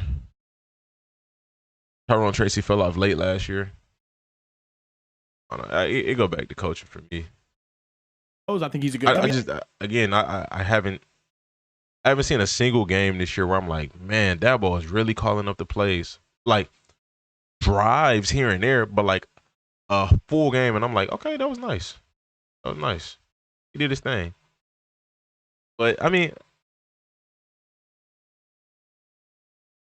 I probably can't say that. But again, is Jackson Dart out there making some crazy plays with his legs, improvising and making some wild throws? So it's like, I feel like Dart has just been a Band-Aid, bro. Yeah, show this though. Is Daboll a good coach, or is he good with a certain type of quarterback? Don't let that go over y'all's heads. I'm good on this. Daboll was great with Josh Allen. Shady will tell you about that. He made Josh Allen better. No doubt about it. I played with Josh. No doubt about it. All right. Daboll was great with Daniel Jones when Daniel Jones was healthy enough to run. Remember, Daniel Jones, 15 touchdowns, 5 interceptions, playoff win over the Minnesota Vikings. Did you hear them numbers? Yeah. He made shit like that was great. 15 touchdowns, 5 interceptions, 7 rushing touchdowns. Playoff. Bro, I feel like we could say Alec Pierce is mid. We could say what's another receiver who's not hyped. We can say Rashad Bateman is mid. We could say, trying to think of another one. I mean, prior to the hype that Rashid Shaheed has got, we can say he's mid. But do I think in the right system, Darius Slayton could be a good receiver, or vice versa, Wan'Dale Robinson could be a good receiver, a good number 2? I feel that way. But I don't feel like they have a legit like system. You know what I mean? But we've seen Bateman look really good. We've seen Shaheed look really good. We've seen Quentin Johnston look good this year. We've seen Alec Pierce look good this year. You know, and the consistency of utilizing what you have makes these players look better than what they are, and eventually it solidifies them as being good players and takes them out of that mid category. And I don't think you need play calling to help you out, and I don't think the play calling helps them out. Went over Minnesota Vikings. Daboll's great with the healthy Jackson Dart, but let you not have a mobile quarterback. Daboll don't know what he's doing. Let you not. Like, so is Daboll a great coach, or is he a quarterback whisperer to mobile quarterback? And there's a difference. But I'll show that's everybody got to have some ability. Every coach that's really, really good, they have their skill type of players. Right? 2-5. Every coach you want to talk about, I can tell you what he likes. Andy Reid ain't gonna have no guy that can't move. Quarterback. But Andy Reid can still win with the guy that can't move. Chad Henne couldn't move a lick. You talking about some Matt games. Moore couldn't move a lick. I'm not talking about a 2-3 game. I'm not talking about that. But that's all that matters right now. We talking about Brian Daboll as a coach for the New York Giants, right? Yep. We want him to go to the playoffs. I'm not gonna say Super Bowl. Go to the playoffs because Super Bowl is like a long shot. All right. What I'm saying is you need your type of skilled players. For example, Kyle Shanahan, he likes his certain type of players. He didn't even want to go out there and get Christian McCaffrey. Yeah. I know that for a fact. But he got, he's like, damn, this dude's so special, we're gonna use him. He likes great linemen, he likes running backs by committee, right? And he likes to do all his type of, the little gadget plays. He like all that. I don't know if he does well with it as a straight bona fide number 1 receiver, type of A.J. Brown type of guy, right? That's not how he coaches. Every coach has their type. I'll give you another one. Sean McVay, no matter what you got in the offense, I need a wide receiver that can block. You see what I'm saying? Yeah. So when he goes, looks for these type of players to fit his scheme, that's what he wants. Brian Daboll, one of his scheme type of guys, is I need my quarterback to scramble. And the one thing we're not giving Brian Daboll enough credit for is the way that he has these quarterbacks playing. That he's a rookie out there, right? Yeah. He's making some big boy plays, passing the ball, reading different defenses. Like, that ain't easy to do. I watched Josh Allen's when he was before Daboll to when he got him, like his mental game was way different. Brian Daboll was a really good coach offensively. I can't get into the head coach and all that. All I'm saying is that when he's on a team, he makes a difference in the offensive of meeting room. He's like that. I hear you. I hear you on that. There's no excuse why. I hear you on that. You know what I mean? The chat got some comments. Yeah, the chat. Maybe I'd have to see him back in a OC role. The play calling wasn't good this year, in my opinion. Like, at times it was, but again, the body of work, no. And again, like, why is it? It will be times, bro. I forgot that game where Russ was getting just beat up, bro, and they were calling no protection for him. Like, there was no blocking the tight end, no blocking running back. It would just be empty, or the running back is flaring out every play, and they are consistently getting pressure. It just made no sense. Like, what are you doing as an OC? It makes me quit. And like, even some of the stuff with Jackson Dart is just like, bro, Jackson's out there just working. He's out there working by himself. I ain't gonna lie. Like, I don't see I don't think the play call drew this up. But maybe I'll be hypothetical and play that game. But maybe if he had less responsibilities of being the head coach, he would be a better OC. Maybe, I don't know. Maybe he was a nice OC with the Bills and I missed it. But I like, he's been with a nice play caller with the Bills and I missed it.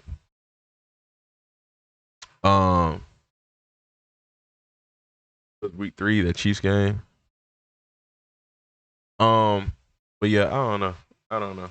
The chat talking. They said maybe he's been a nice play caller this entire time. I don't know. Coach of the year by Daboll didn't age well. Sirianni was 14-3.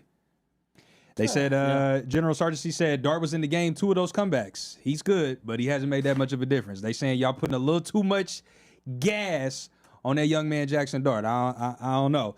King Drewski. They look different, man. I don't know. King Drewski came for you, Dacho, and said, Pause that. Wow. Yeah, that's a drink. Wow. That was wild. Wow. Can you pour it up? Yeah, I got you. Yeah, I'm going to go ahead and get back to this chat while that drink is being poured up. He said, stop talking about Stefanski. He was never good. His best achievement was a cherry-picked award. His resume is fireable on every other team. Agree. Thank you. The Browns aren't every other team, people. The Browns aren't every other team. Let me get them that drink, though. That's a whole nother conversation. I'm not for calling somebody to get fired. Like, if it happens, it happens. I'm not gonna be the one advocating, oh, fire, bro. But I mean, hey, it is what it is. You got to do something. If that's what's done, it is what it is. But got to do something. He already got fired. Yeah, I know. They told me at the beginning of this video before I started recording this. But at the end of the day, gotta do something. Something got to change. And I again, like I said, I think Dart has been out there making some great plays, playing some good football. The way Scatterbull runs is not something you coach. That's just him. The way Dart plays, that's not something you coach. That's just him. So I do think some of that talent was covering up some of the coaching. It is what it is. But y'all let me know your thoughts in the comment section. Subscribe. Stay tuned. Stay blessed.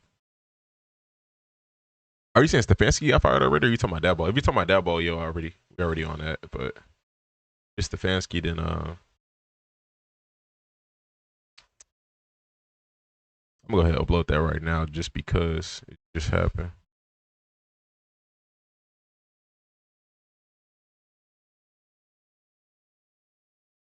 Steven Stefanski.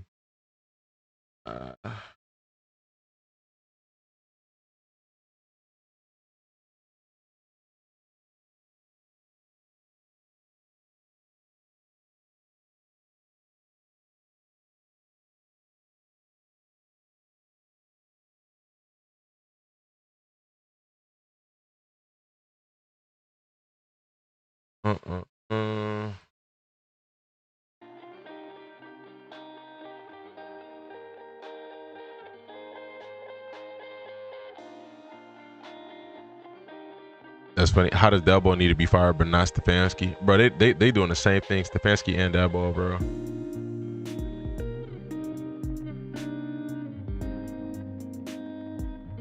Low key, I'll take Stefanski over Dabo, but they both are not having good play calling.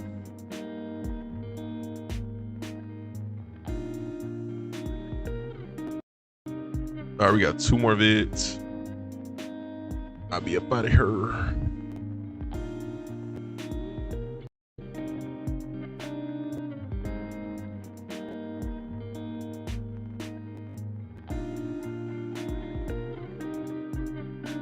Seahawks videos on my channel in the last 2 weeks have been doing pretty decent. Kind of interesting.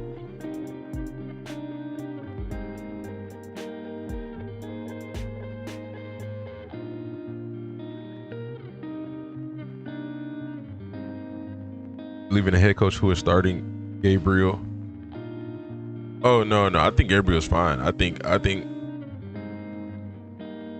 maybe Shedeur goes out there and does more. Maybe, you know, because I feel the same way about Russ. I feel like Russ is fine. I just think, you know, he needs a good situation. That's it. I think Gabriel's fine. I think he needs a good situation. But Dart is just better than Russ. That's just what it is. He went out there and showed that he's better than Russ. He went out there and showed that he can cover up some bad play calling. And maybe Shedeur can cover up some bad play calling better than Gabriel can. And that doesn't make Gabriel a bad quarterback. It's just, you know, some players can do more with less. But I still don't think whether you put Shedeur in there or not it's going to make the Browns a playoff team, you know, because it's Stefanski. I think he's holding him back personally, or whoever's calling plays is holding him back. Seahawks fans coming out the gutters. Bro, 21-day practice windows open up. Oh, that's what's up. I wonder what Joe Flacco gonna do, man. Genuinely wonder what he's gonna do. Bro, what is going on with my internet right now? It's going so slow. To get this video uploaded, but it don't look like that's gonna happen. All right, let me take a leak and then we're gonna get on the next topic. It would be smart to let Burrow rest for the year. If they have a shot at the playoffs, you want to maximize that. But I do agree with that. Like if you can keep Joe Flacco playing at a high level, I mean, yeah, you want to try to keep Burrow out for as long as you can.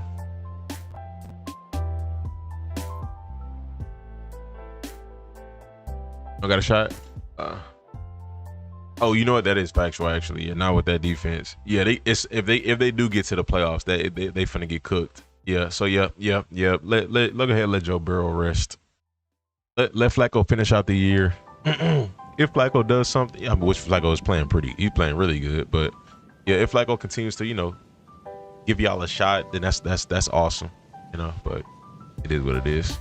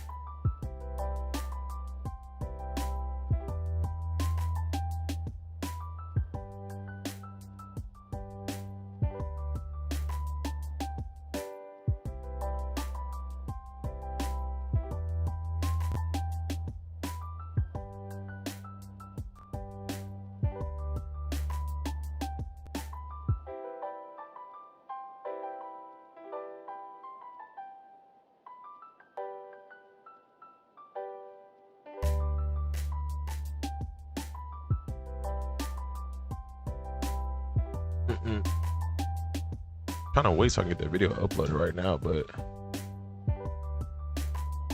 it's going pretty slow. good.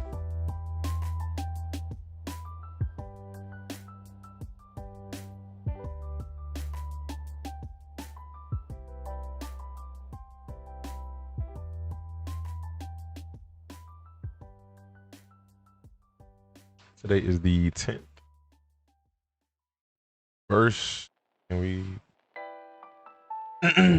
Anybody trading fantasy? Anybody got anybody on the block they trying to get rid of, get off their team?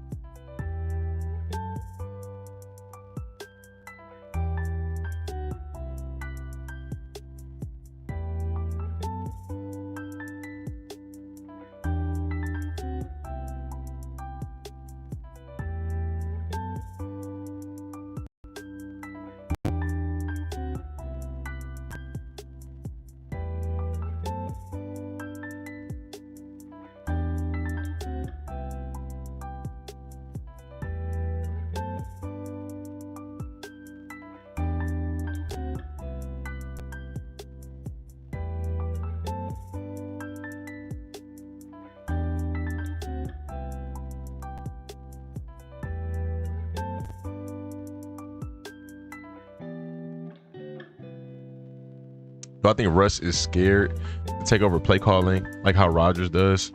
No, I think Rodgers has that type of seniority in the NFL to do something like that. I don't think Russ has that. Russ is not Russ not on that level.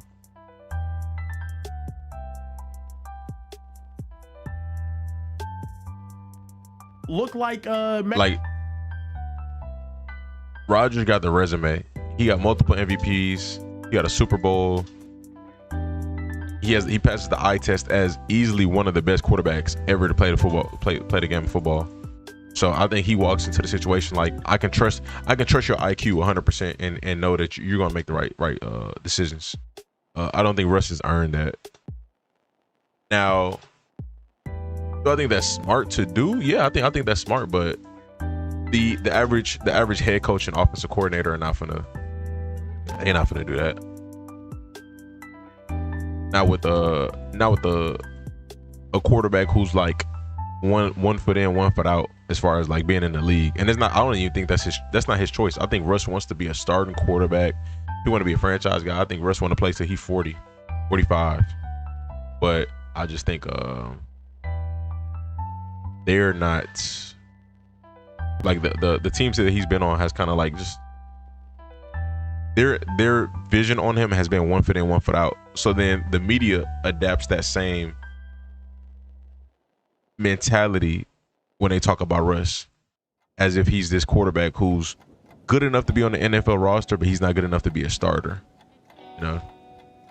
But I mean, again, I can't really judge. I can't judge you at your best, at your worst. You know what I mean?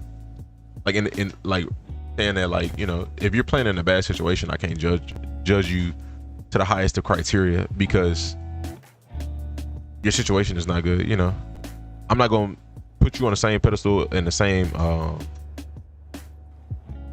level of scrutiny as I would a Matt Stafford if you're playing in a whoever the OC was for the Steelers last year, beyond mid play calling. You know, so I'm not gonna do that.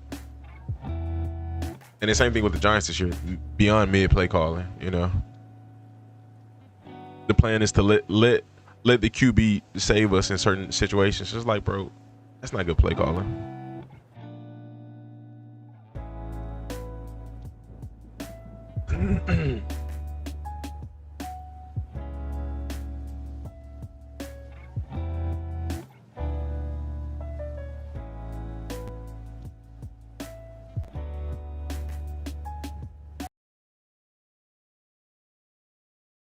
So what teams have elite play calling?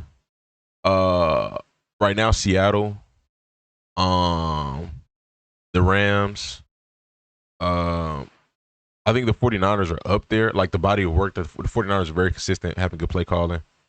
I think the Packers have good play calling. I wouldn't say elite, but they have really good play calling. I would say the Patriots are looking pretty good right now. Their play calling is looking good. Chiefs, their play calling is looking really good. Oh, Lions, yeah, Lions for sure. Yeah, Lions. It's probably only like honestly, probably only like 10 teams that have good play calling. Everybody else is like either mid or bad.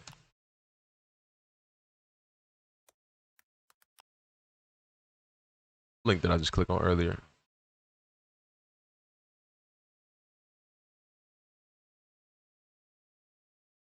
Bills play calling is okay. Like I question him sometimes again because, like I said, how Josh Allen he does a lot of work in that offense by himself, and there's not me going with the narrative that he don't have no weapons. That's just the narrative of like whoever the OC is relies on just using Josh Allen, just like how the Giants was trying to do with Jackson Dart, trying to rely on using the QB. Eagles play calling is picking up. They're getting better. Colts for sure. Rams for sure. Lions for sure. Patriots, Seahawks, Chiefs, Packers, Niners.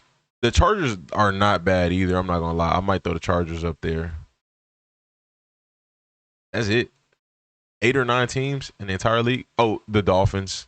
The Dolphins are bipolar, but their play calling is nice at times.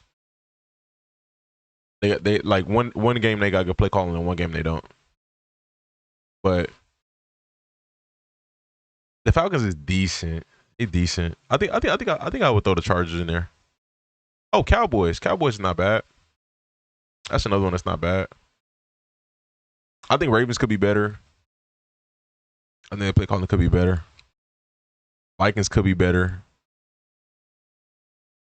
Yeah, I think it's about like 8 that are like really good, and then the rest is kind of like above average, mid or bad, but like really good play calling. And it's only a few that I think I would even consider to say elite right now. Packers can't even get their first round wide receiver the ball. Honestly, bro, I don't think it's that they can't. I think they're choosing not to. I mean, look what Christian Watson came back and they're throwing it deep to him immediately. I think it's just a choice thing. I think they're just not. I think they don't believe the hype in him. That's what I think it is. I think they thought he was going to be something special when they drafted him, but they haven't treated him as such. So now they barely even see it anymore. So I think he's just like a backup receiver for them right now. It is what it is. Maybe this will change next year, depending on the contract situation. I'm pretty sure at least one of them receivers. I think Christian Watson got paid, but I'm pretty sure at least one of them receivers got a contract coming up. But the only ones who I feel like got elite play calling at times, the Chiefs get in a bag. Rams, the Chiefs, they ain't been super consistent this year, but they turn it on like to elite level sometimes. Rams, Lions, Seahawks, and I would say the Colts is good. I'm not gonna lie. I don't know if I put them as elite, but they're really good and they're consistent with it too. Like they're not. It doesn't fluctuate with the Colts. Like they good and they just consistent. I just don't know if I call them elite. Don't know why they drafted Golden. Broncos not in that discussion. No, Broncos. I don't really care for their play calling. I feel like they mid. Campbell takes over Lions play calling. That's crazy. Defensive head coach. That is a beautiful sign. You have a defensive head coach and he understands offense that well. Now, it is the Commanders, so I'm going to take it with a grain of salt. But if he can continue to look good, that's scary. I'm not going to lie. The last coach I feel like I seen be a elite defensive-minded head coach and also understand offense to that level is Bill Belichick. So that'd be pretty wild. But we'll see. We'll see. I was gonna look up something and I forgot. It was a stat I was just gonna look up.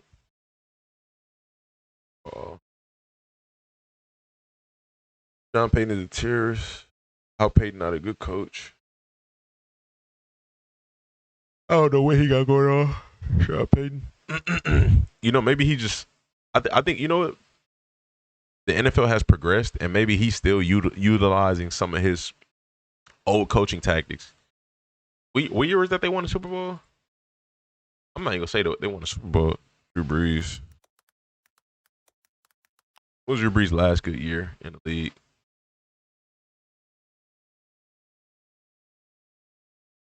Last good year in the league was hurt this year. 2017. 23 touchdowns, 8 picks. Nah, actually 2018, 32 touchdowns, 5 picks. Oh my gosh. Every year he's only throwing single-digit interceptions. 2020 wasn't bad either. 5 years ago it's tough though. Not gonna lie, 5 years ago it's tough. That was the league progresses so quick in a 5-year span, bro. And I don't even know what their record was at this point, so I can only take this with a grain of salt. This information right here. So GG's that ball? Yep. It is what it is. Yeah, what it is. Unfortunate. Good news. Just upgraded my phone. I need to get my screen fixed. I'm gonna take care of that pretty soon. All right, let's get topic. We're back on the. I want to talk about Jonathan Taylor again. We'll see. If it's a good topic, it's a good topic.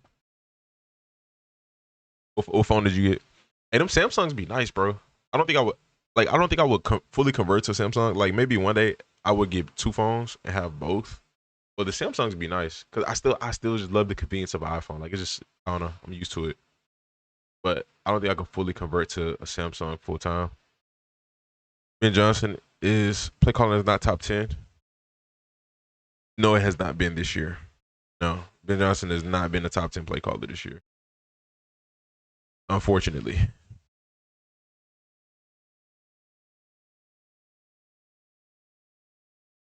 All right, we got Jonathan Taylor deserves MVP.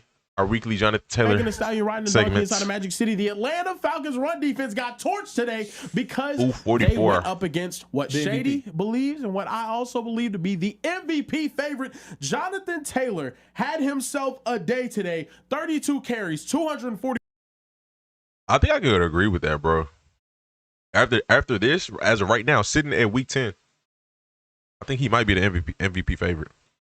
If not, you could put him at 2 behind May.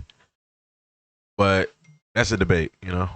4 yards and 3 touchdowns. Look at the speed, Shady, though. You put out this tweet as we watch this stride as he goes downfield for a touchdown. Teamwork makes the dream work. Well, look at the blocks. QBs. We are witnessing this year's MVP. Question is simple for you fellas. Should Jonathan Taylor be the MVP frontrunner? And I'll add something else in here. If he doesn't win MVP this year with what is looking like it's going to be a 2,000-yard season potentially, do you think? Right now, he's on pace for 1,900 yards and 28 touchdowns, if I'm not mistaken. I think 29 touchdowns. So if he can hit 2K and 30 touchdowns, oh my gosh, that's unanimous. That's unanimous. A non-QB will ever win the award again. I got some important information. For sure. Yeah, again, if he's on pace for 1,929. So if he can hit 2K, that's only it's less than 100 yards. He's on pace for over 19. I think like 1936. So if he can add another 70 yards to that and one more touchdown, easy. I can convince him. Okay. Because I want the and lineups, prize picks. It's good to be right. Let me go first because I want the MVP voter to hear what I'm saying and maybe I can convince him. Okay. I'm listening. First of all, everything we talk about is always quarterbacks. Yep. Okay. But we're watching the team who got a quarterback that nobody ever believed in Daniel Jones. We're watching a team that's one of the top teams in the AFC in the whole entire league. Yeah. Right? Because of this player, Jonathan Taylor. I talked to him today after this phenomenal performance. He said Daniel Jones is playing very good. I like Daniel Jones. I'm gonna give him his flowers. He doing his thing. But Jonathan Taylor is the heart of this offense. Shady, bro, I'm on a mission. He said, Shady, I'm on a mission. And the mission is clear. Not only is they have the best team in football, one of the best teams in football. Yeah. Not only if they have one of the most average quarterbacks now looking solid, and the big reason because Jonathan Taylor, he's letting everybody know, yo, I am the best running back in football, and I am the best offensive player in football, and he's playing like it. I do think Daniel Jones is a byproduct of this success that Jonathan Taylor is having, but I also think that's more so because the system and play calling. I think he's in a good system, and I think he's showing that he is a competent quarterback. If you really watch the game, when they win and they play well on offense, it's because of Jonathan Taylor, right? In the world where we think that the Colts may be the best team in the AFC. Henry rushed for 2K yards, but Henry didn't have 30 touchdowns. That's different, bro. I ain't gonna lie. Henry rushed for 2K and only had 17 touchdowns. Jonathan Taylor has 17 touchdowns right now, and we're in week 10. That's different. I ain't gonna lie. Think about that, Hans. Peyton Manning's not even around. I just said, because I don't know if you heard me or not. Let me wake up. Go ahead. Talk to him. That the Colts are the best team in the AFC. Yes. Yeah, you said it. And Peyton Manning's not even around. Yeah. It's because of Jonathan Taylor. Yeah, if he's not your MVP, I don't know what an MVP looks like. I'll say this. There's no better player in football right now than Jonathan Taylor. Let's talk about it. I'll say that for sure. There is no player better at what they do right now than Jonathan Taylor is at what he does. There's no running back nearly as electrifying as Jonathan Taylor. The breakaway speed, plus the power balance, plus the vision, plus all. There's nobody with that. Nobody with that. Jonathan Taylor's dominating his position at a level we're not seeing anybody else. Right. The problem is there's a lot working against Jonathan Taylor in this MVP conversation. I would have him at number 2. I'd have him at number 2 right behind Drake May, right in front of Matthew Stafford. Because the dilemma. I ain't gonna lie. I might take Stafford over Drake May. Hold on. Let me pause this here, actually. I wonder if the stats are updated right now, NFL player stats. But the thing is, though, why I would put Jonathan Taylor over a quarterback is because if you do something historic in a season that's never been done, that's MVP worthy. Like if you're having an MVP caliber season and it's paired with you doing something historic that has never been done, I would take that over a quarterback having a great season when we've seen these exact numbers before. We've seen this a quarterback do this exact same thing. You didn't do anything that has never been done. Yes, you had an elite season, you had an amazing season, but this over here has never been accomplished. So I think that's more deserving.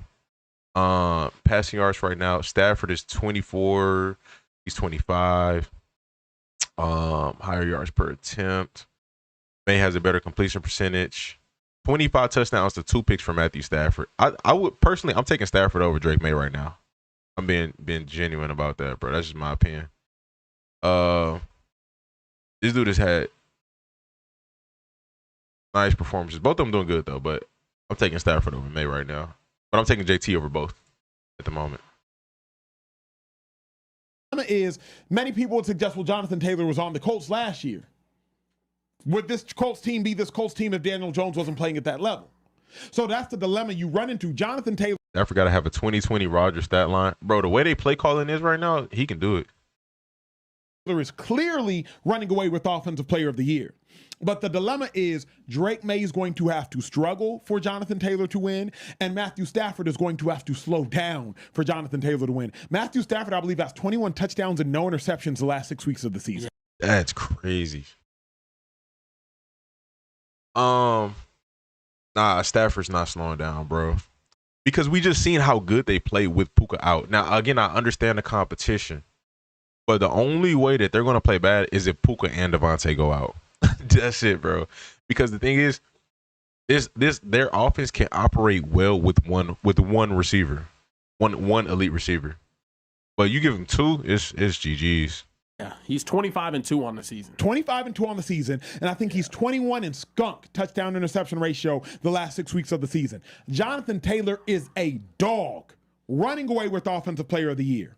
But the fact of the matter is, unless Jonathan Taylor gives us 2,500 yards and probably 25 touchdowns, 2,500? He can do that. I'm not gonna lie, bro. And why I say he can do that, he's on pace for 1,900 rushing yards. Let's check the pace for his receiving yards.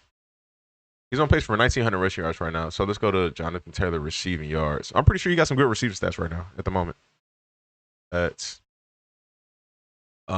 receiving yards 2025. As of right now, he has 260 receiving yards at the moment.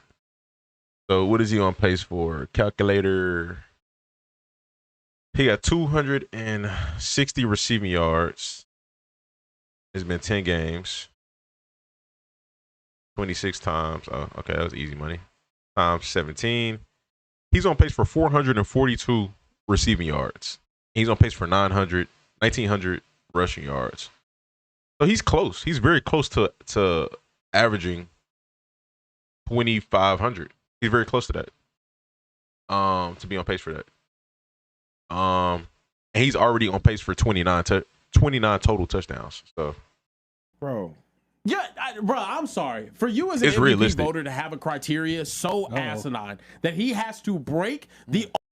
It was funny. I can't remember bro's name right here, but his reaction is like it's impossible, but it's super realistic for JT right now. All-time rushing record by more than 300 yards. Oh, if he's talking about rushing record, no, that's OD. He's tripping. That's crazy. To be the MVP Look, he's smiling. is He's doing some ridiculous. bull crap. That's Come on, nasty. man. Yo, you That's no, I'm not gonna. Even if though, anyways, if he gets 2,000 rush yards and 30 touchdowns, which is what he's on pace for, that's GG's. Unless Matthew Stafford, I say this here, if Matthew Stafford can go, what are you at right now? Because I can see Drake May throwing some more picks. I think the offensive play calling for the Pats is not competing with the offensive play calling for the Rams. It's good. It's good though. It's good, but I just don't think it's as good. He's at 2,400 right now, 25 touchdowns. Boy, if Stafford can go, let's say 48 touchdowns with only 5 picks, something like that, something egregious like that, and over 4,500 yards, that's gonna be a tough conversation. But I'm still leaning towards JT. If JT gets 2K yards and 30 touchdowns, I'm giving it to him. Unless they just, it got to be something historic, like, because again, that's what it is for me. If he just did something historic, y'all got to do something historic in order to match him. You know. Let you smile about that. Nah, take the smile off your face. Jared Goff not having a bad year either. No, Goff doing his thing for sure. I understand. Nah, he's playing really good. So the fact is this: the Patriots been Magic City for a while. Yes. Drake May got the Patriots looking like Tom Brady's Patriots. I was in Boston on Wednesday. I was with Robert Kraft on Wednesday. The energy in Gillette is different. I'm just saying. Subtle flex. Yeah, y'all peeped that? Yeah. I was with Robert. That was crazy. That was a crazy subtle flex. He just tried to sneak that in there. You go back home, I'm calling it. How's the energy if you go Calling back, that out. you back home? How's the energy if you go back home? Oh, the city is lit. I heard it. You can't The walk down the city street. is lit. But But you got to think, the Pats is used to winning. That's true. Hold up. Even a little more recently. Colts ain't won in a while. The city Colts is ain't won lit since Right right now. now. You said you was in Boston this past in Boston weekend, on and you Wednesday. said New England, Robert Kraft, and Magic City congruently in sentences. Is that what I heard? Oh, Robert Kraft, he hang out now. Acho, what was your weekend? 'Cause Man, that's gonna be crazy. CMC having a 1K year and not even being in that conversation. That's gonna be crazy. Bijan might have it too, though. I'm not gonna lie. I think Bijan is still on pace. I don't know. I think he's still on pace. I'd have to check the numbers. What did your weekend consist of, I heard the thing. I say all that to say That would be an insane year for running backs.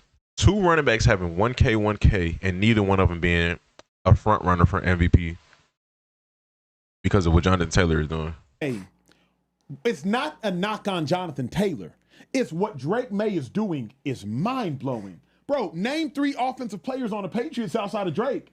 Stephon Diggs, and then you got to start thinking really difficult. Kayshon Boutte, Mac Hollins, Kyle Williams, Hunter Henry. That's 4 right there.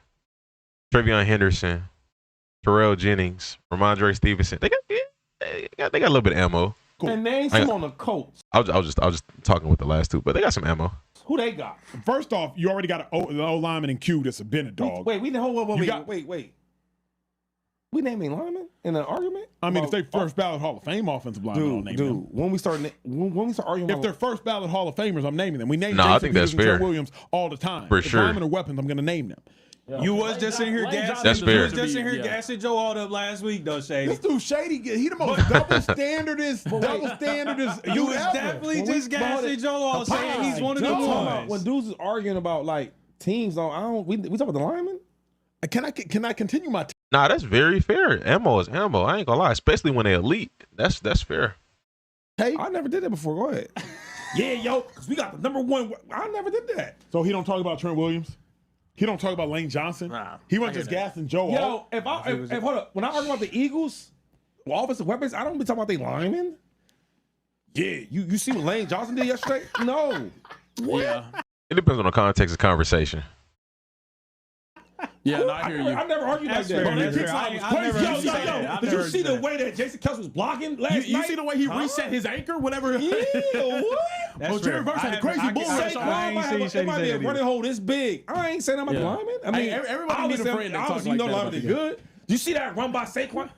He's not letting you get back to your text. So I'm gonna just continue and not let you get back. We got a $20 super chat from my dog Mike Thompson that said Colts are elite, production over potential.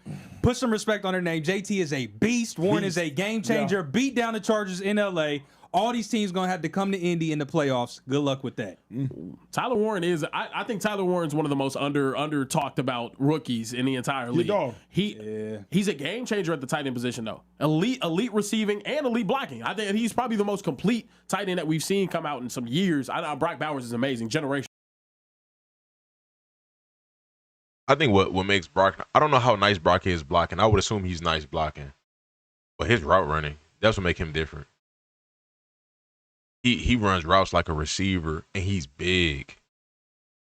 Now, Warren, again, like I said earlier, his route running ain't crazy, but his contested catchability is very nice. So I think that's what makes him really, really good. But let me know your thoughts in the comment section, man. Subscribe, stay tuned. Is it possible to win for Lamar? If you're talking about MVP, heck no. That's out. Nah, that's not even. He's out that conversation.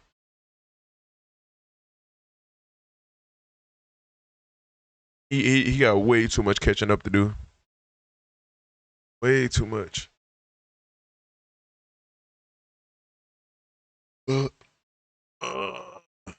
right, we got one more video.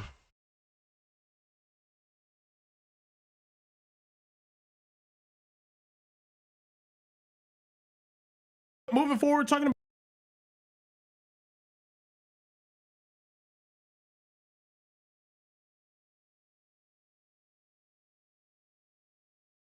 All right, we got Speakeasy talking about Trevor Lawrence is weak. Moving forward, talking about teams that blew huge leads. Texans come back. Sorry. They blew huge leads. You teetered the line. You was close. You was about to pour yourself a drink. Almost. Oh my goodness. Almost there, brother. That was crazy. Moving forward, we got to talk about the Texans outscoring the Jaguars 26-0 in the fourth quarter of their comeback victory. Fellas, the Jags just could not get anything done in the fourth quarter to be able to move the ball. Is it time for, are you guys out on Trevor Lawrence? Because me personally, I think with all the hype, with all the best quarterback prospects since Andrew Luck, all of that, I'm pretty out on him. I'm not going to lie. I got some important information for y'all. I'm not out on Trevor Lawrence. I'm a Texans fan, and I'm just being realistic, bro. I don't think the play calling is good. I think they're a team that goes out there and tries to win off of talent. I think they're one of those teams. To be right. He has yet to be. Can we name a single good offensive coordinator that Trevor Lawrence has played with in his career up to this point? I don't think there's a single one. So it's like for him to have a bad track record, I can't put all of that on him. You know, it is what it is. You know, bad coaching, bro. Not only that, yes, they lost, but what did he just say? They they allowed 28 points in the fourth quarter. I don't think the offense allowed that. You know what I mean? Oh wow. He's hot and cold. But that's the thing though. Some games you could win off of your talent, and you can go out there and make plays with your legs and extend the play and make some crazy throws. But some games you're gonna need some IQ to break it down, and he's not the one calling the plays. You're gonna need a good OC to surgically take apart this defense. You need the QB to go out there and make the throws, but you need a good OC to call the right plays to execute to break apart the defense. And again, I can't think of a single good OC that Trevor Lawrence has played with yet. Go ahead, bro. Silence is loud. Go ahead. Honestly, I think the best. I mean, he's not leaving, but if they were hypothetically to trade Trevor Lawrence, which would be just a dumb move, they need to be on a hunt for a good coach. But if they were to hypothetically trade Trevor Lawrence, that would be a good move for him. Man. Trevor Lawrence, unfortunately. You thought Jags OC was good? I don't know. What was the best game that they had this year? Was that versus the Chiefs? I'd have to go back and look at that. But I don't know. I don't feel like the play calling is good, you know? Like here and there for sure. And I think everybody will be good here and there as OCs or play callers. You know, I think they're gonna look good and have some good games, but body of work, if we're looking at the entire season as of right now, I don't think that play calling is good. He has been incredibly underwhelming the entirety of his NFL career. Trevor Lawrence was a chosen one. I'm a college football expert even before I was an NFL expert, Social Trey. So Trevor Lawrence was being compared to John Elway in that draft class. Trevor Lawrence was being compared to Andrew Luck. From a maturity standpoint, from a physical attribute standpoint, from an arm strength standpoint, and from a collegiate accomplishment standpoint. What QBs have elite OCs? We just went over this earlier. Only team that I really say as elite right now as far as play calling is the probably Seahawks and Rams. The Niners are really good too, though. Niners are really good. I mean, look what they do. They're consistently doing with backup quarterbacks. But there's some other really good ones. But I think like elite right now, probably just them. Standpoint, Trevor Lawrence was literally donned and deemed the chosen one. But since he got to the NFL, he's had one winning season, if I'm not mistaken. And that was the 9-8 season, again, if I'm not mistaken. Yeah. Trevor Lawrence has been completely underwhelming thus far in his NFL career.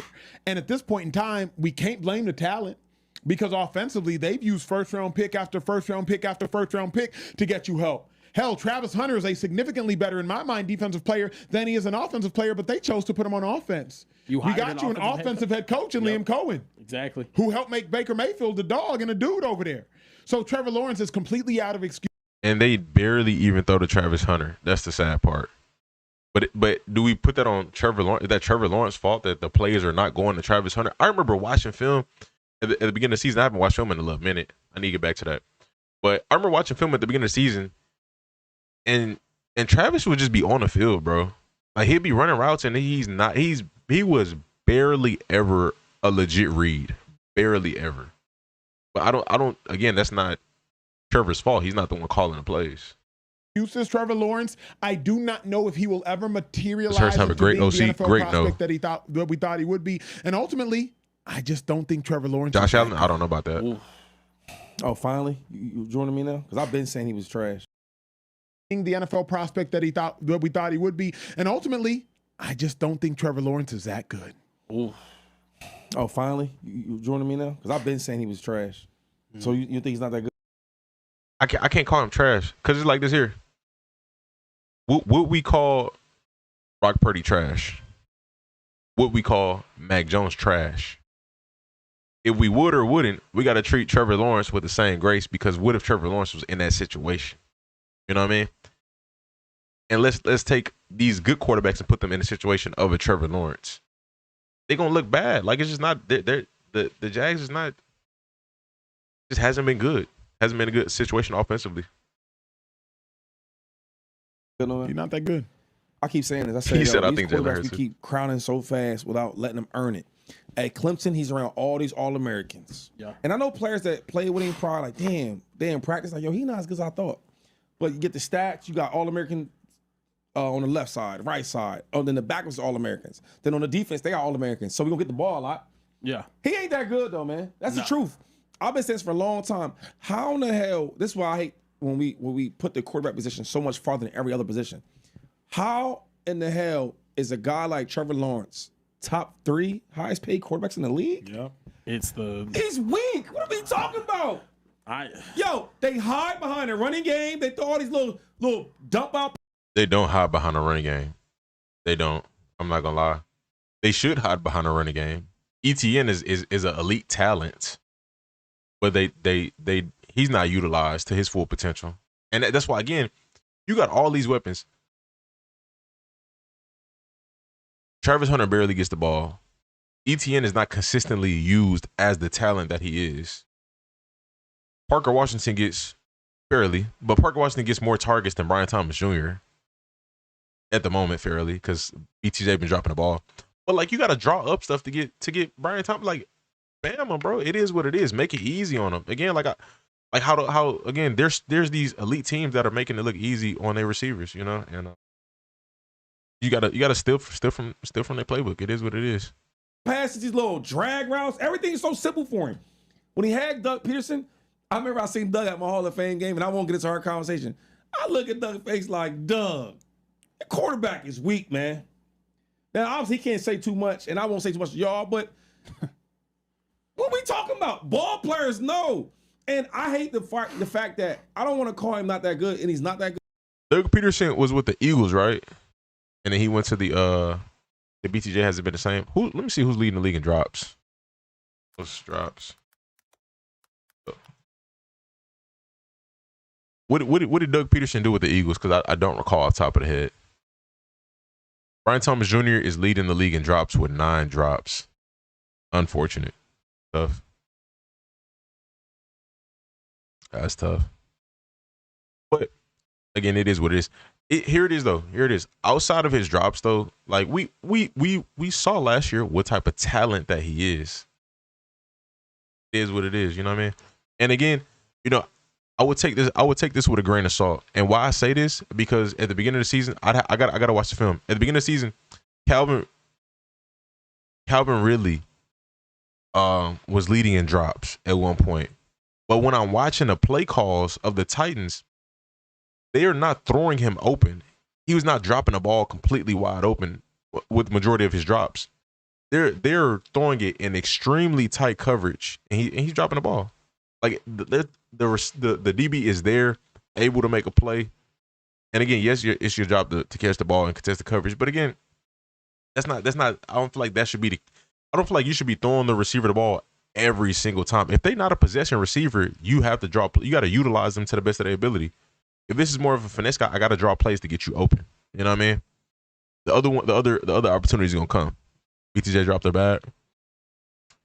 Okay. I'm gonna have to watch it, but I'll for sure hear that, because I've seen a couple where he was open. A couple. Mooney should be up there too. Where's Mooney? Any Waldron? Jerry Jeudy has 8. Jerry Jeudy has not been great this year, bro, but it is what it is. Christian McCaffrey has 7. See, but we ain't worry about that, because C-Mac, they still gonna use C-Mac. The 49ers is a competent offense. We don't care how many drops Christian McCaffrey has had, because they still gonna use him. Juwan Johnson, 6. I didn't even know Juwan Johnson had this many drops. Still gonna get used. Zach Ertz still gonna get used. We don't care if you drop the ball. We still gonna throw it to you. You're not gonna win. You know what I mean? Or we gonna make sure you eat. Evan Ingram, 5. I haven't really seen Evan do much this year. He's only started 1 game. Who's the starting tight end? He started 1 game, really? I could have sworn he was the starter. Kendrick Bourne, 7. De'Ami Brown. Lab McConkey has. Oh, I'm tripping. This game started. 5. Lad got 5. Devontae Adams got 4. Devontae Adams got 4 drops. But we don't care, because we still gonna get you the ball. You know?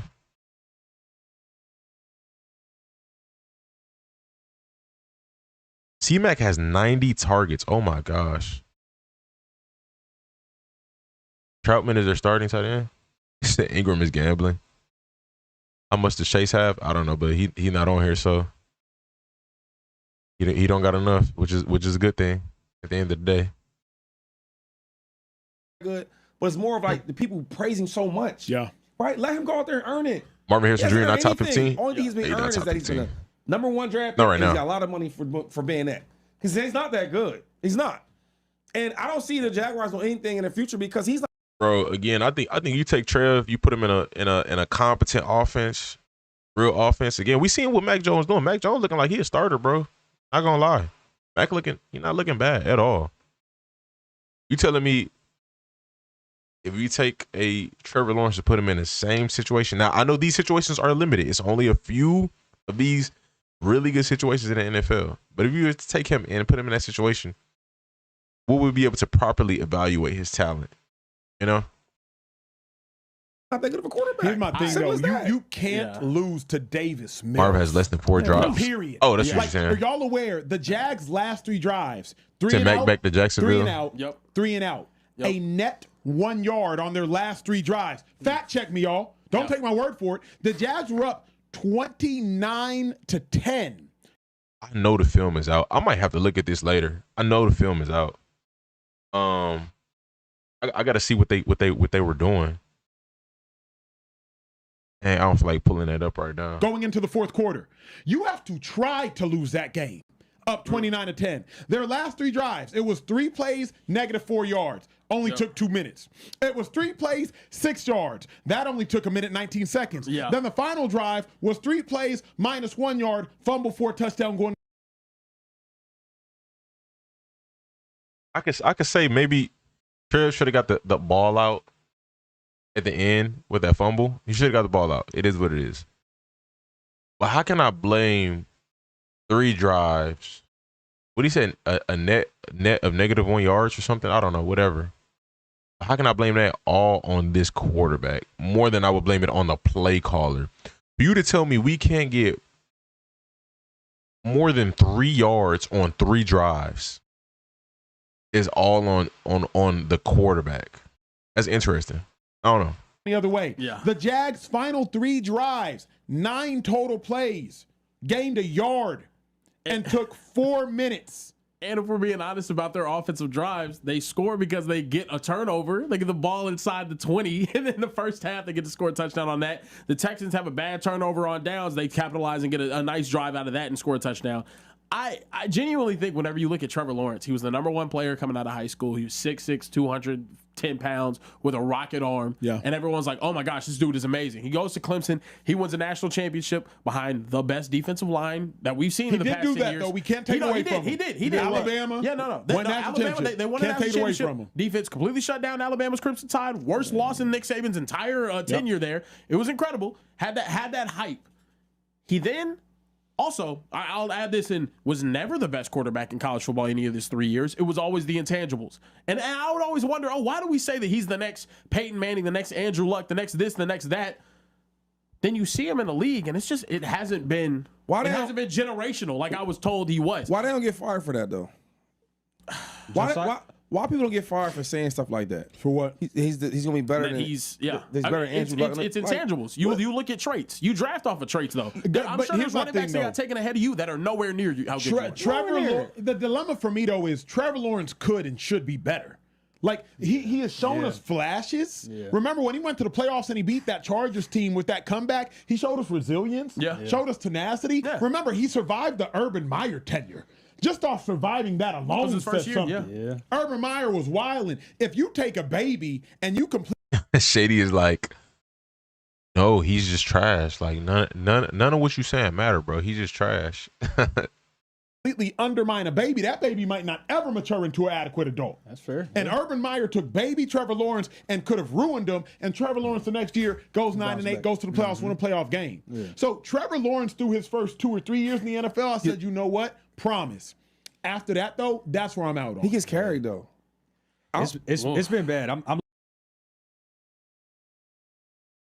looking at his career stats. This year, 9 touchdowns, 6 interceptions. Last year, 11 touchdowns, 7 interceptions. The year before, 21 and 14. His breakout year, 25 year 2 and 8. Yeah, he finished 7th in MVP voting. What's he do good though?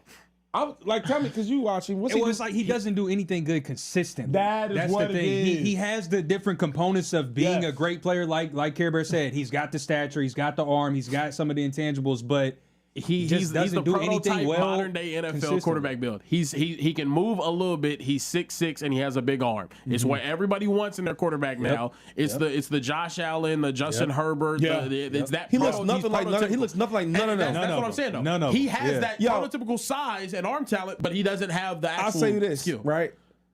Every quarterback in the NFL, not every quarterback.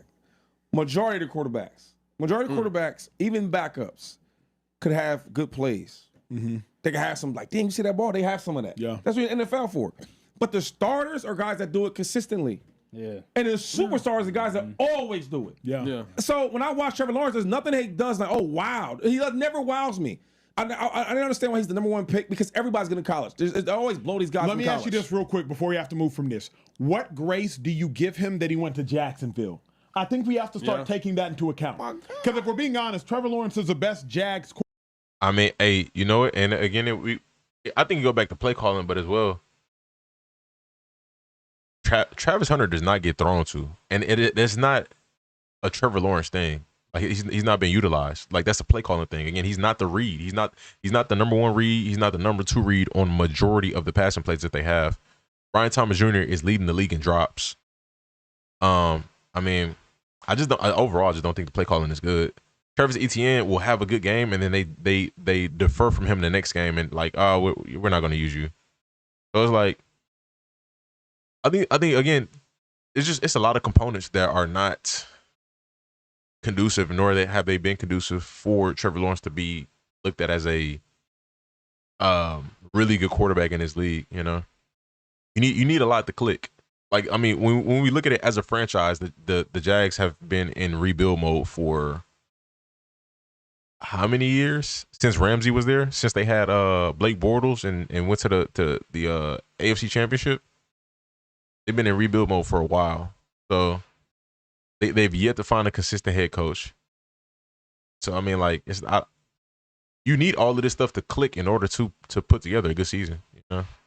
Quarterback in the last 20 years since David Gerard, maybe. Oh, I forgot. You know what I mean? Gerard, Since maybe Mark Brunell. What about Gardner Minshew? They had the same numbers. Look the numbers up. Same numbers. You know what the difference is? Yeah. One guy went number one pick overall, and it's 6'6". And went to Clemson. W Chargers. But do you think it's a coincidence that all the Jags quarterbacks suck? Like, all things considered, 2-5, like surviving Urban Meyer, that could be the name of a documentary. Like, he did survive Urban Meyer. I mean, but you keep saying that, but like, you're not that good of a quarterback. So like, Urban Meyer's probably saying the same thing at home with his wife, saying the same thing about Trevor Lawrence. Oh, thank God, I try to survive. Bro, but this is the argument to that. We could say Mac Jones is not that good of a quarterback, but look at how they got him looking in San Fran right now. He looking pretty good. He ain't looking elite, but he looking competent. Very, very competent, you know? You get what I'm saying? Yo, we just got the most elaborate super chat I've ever seen. Okay, yes, sir. I'm gonna read a less crazy one first. Josiah said they're doing the same thing to Arch as y'all Texas fans. You know that, they kind of. Y'all gonna see? Cali Boy 58 said. No, they definitely hyped up Arch for no reason.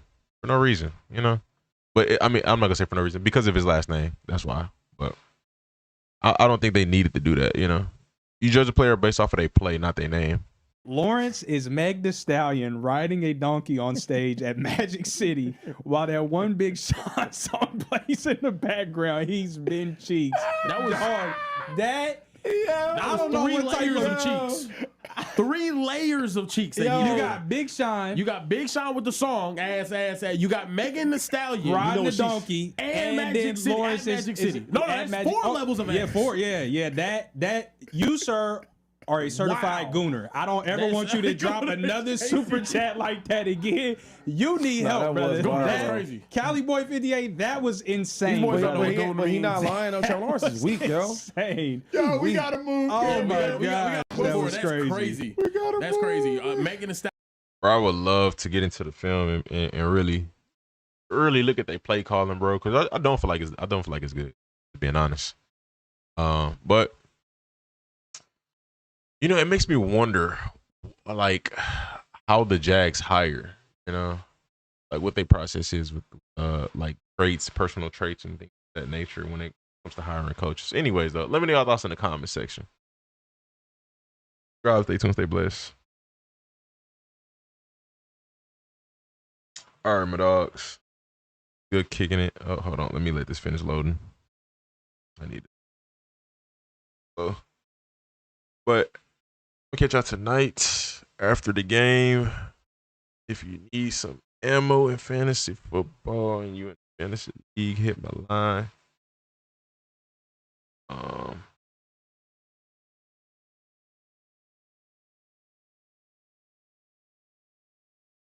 Boys, be blessed. Have a good day. Chargers need a win versus the Jags, then the Raiders. Oh, that's two very winnable games. 9-3 for a hard part of schedule. Very, very winnable.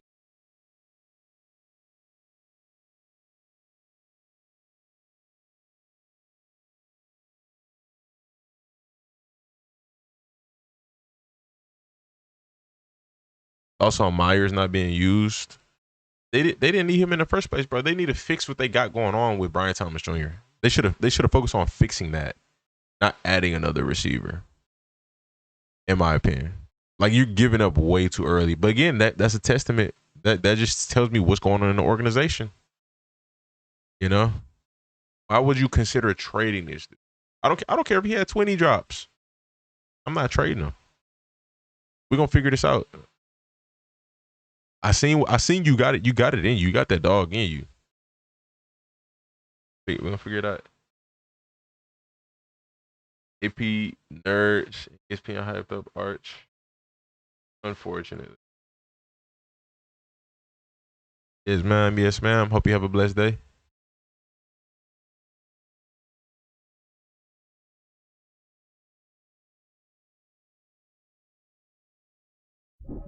Jaguars have just started sending BTJ on a ton of more outbreaking routes while he works through the over the middle. Is working for him. Meanwhile, Travis Hunter has started to get a healthier diet of real routes that break over the middle. Things are coming together for the Jags. Top two guys, in my opinion. This was October 8th. This was a month ago.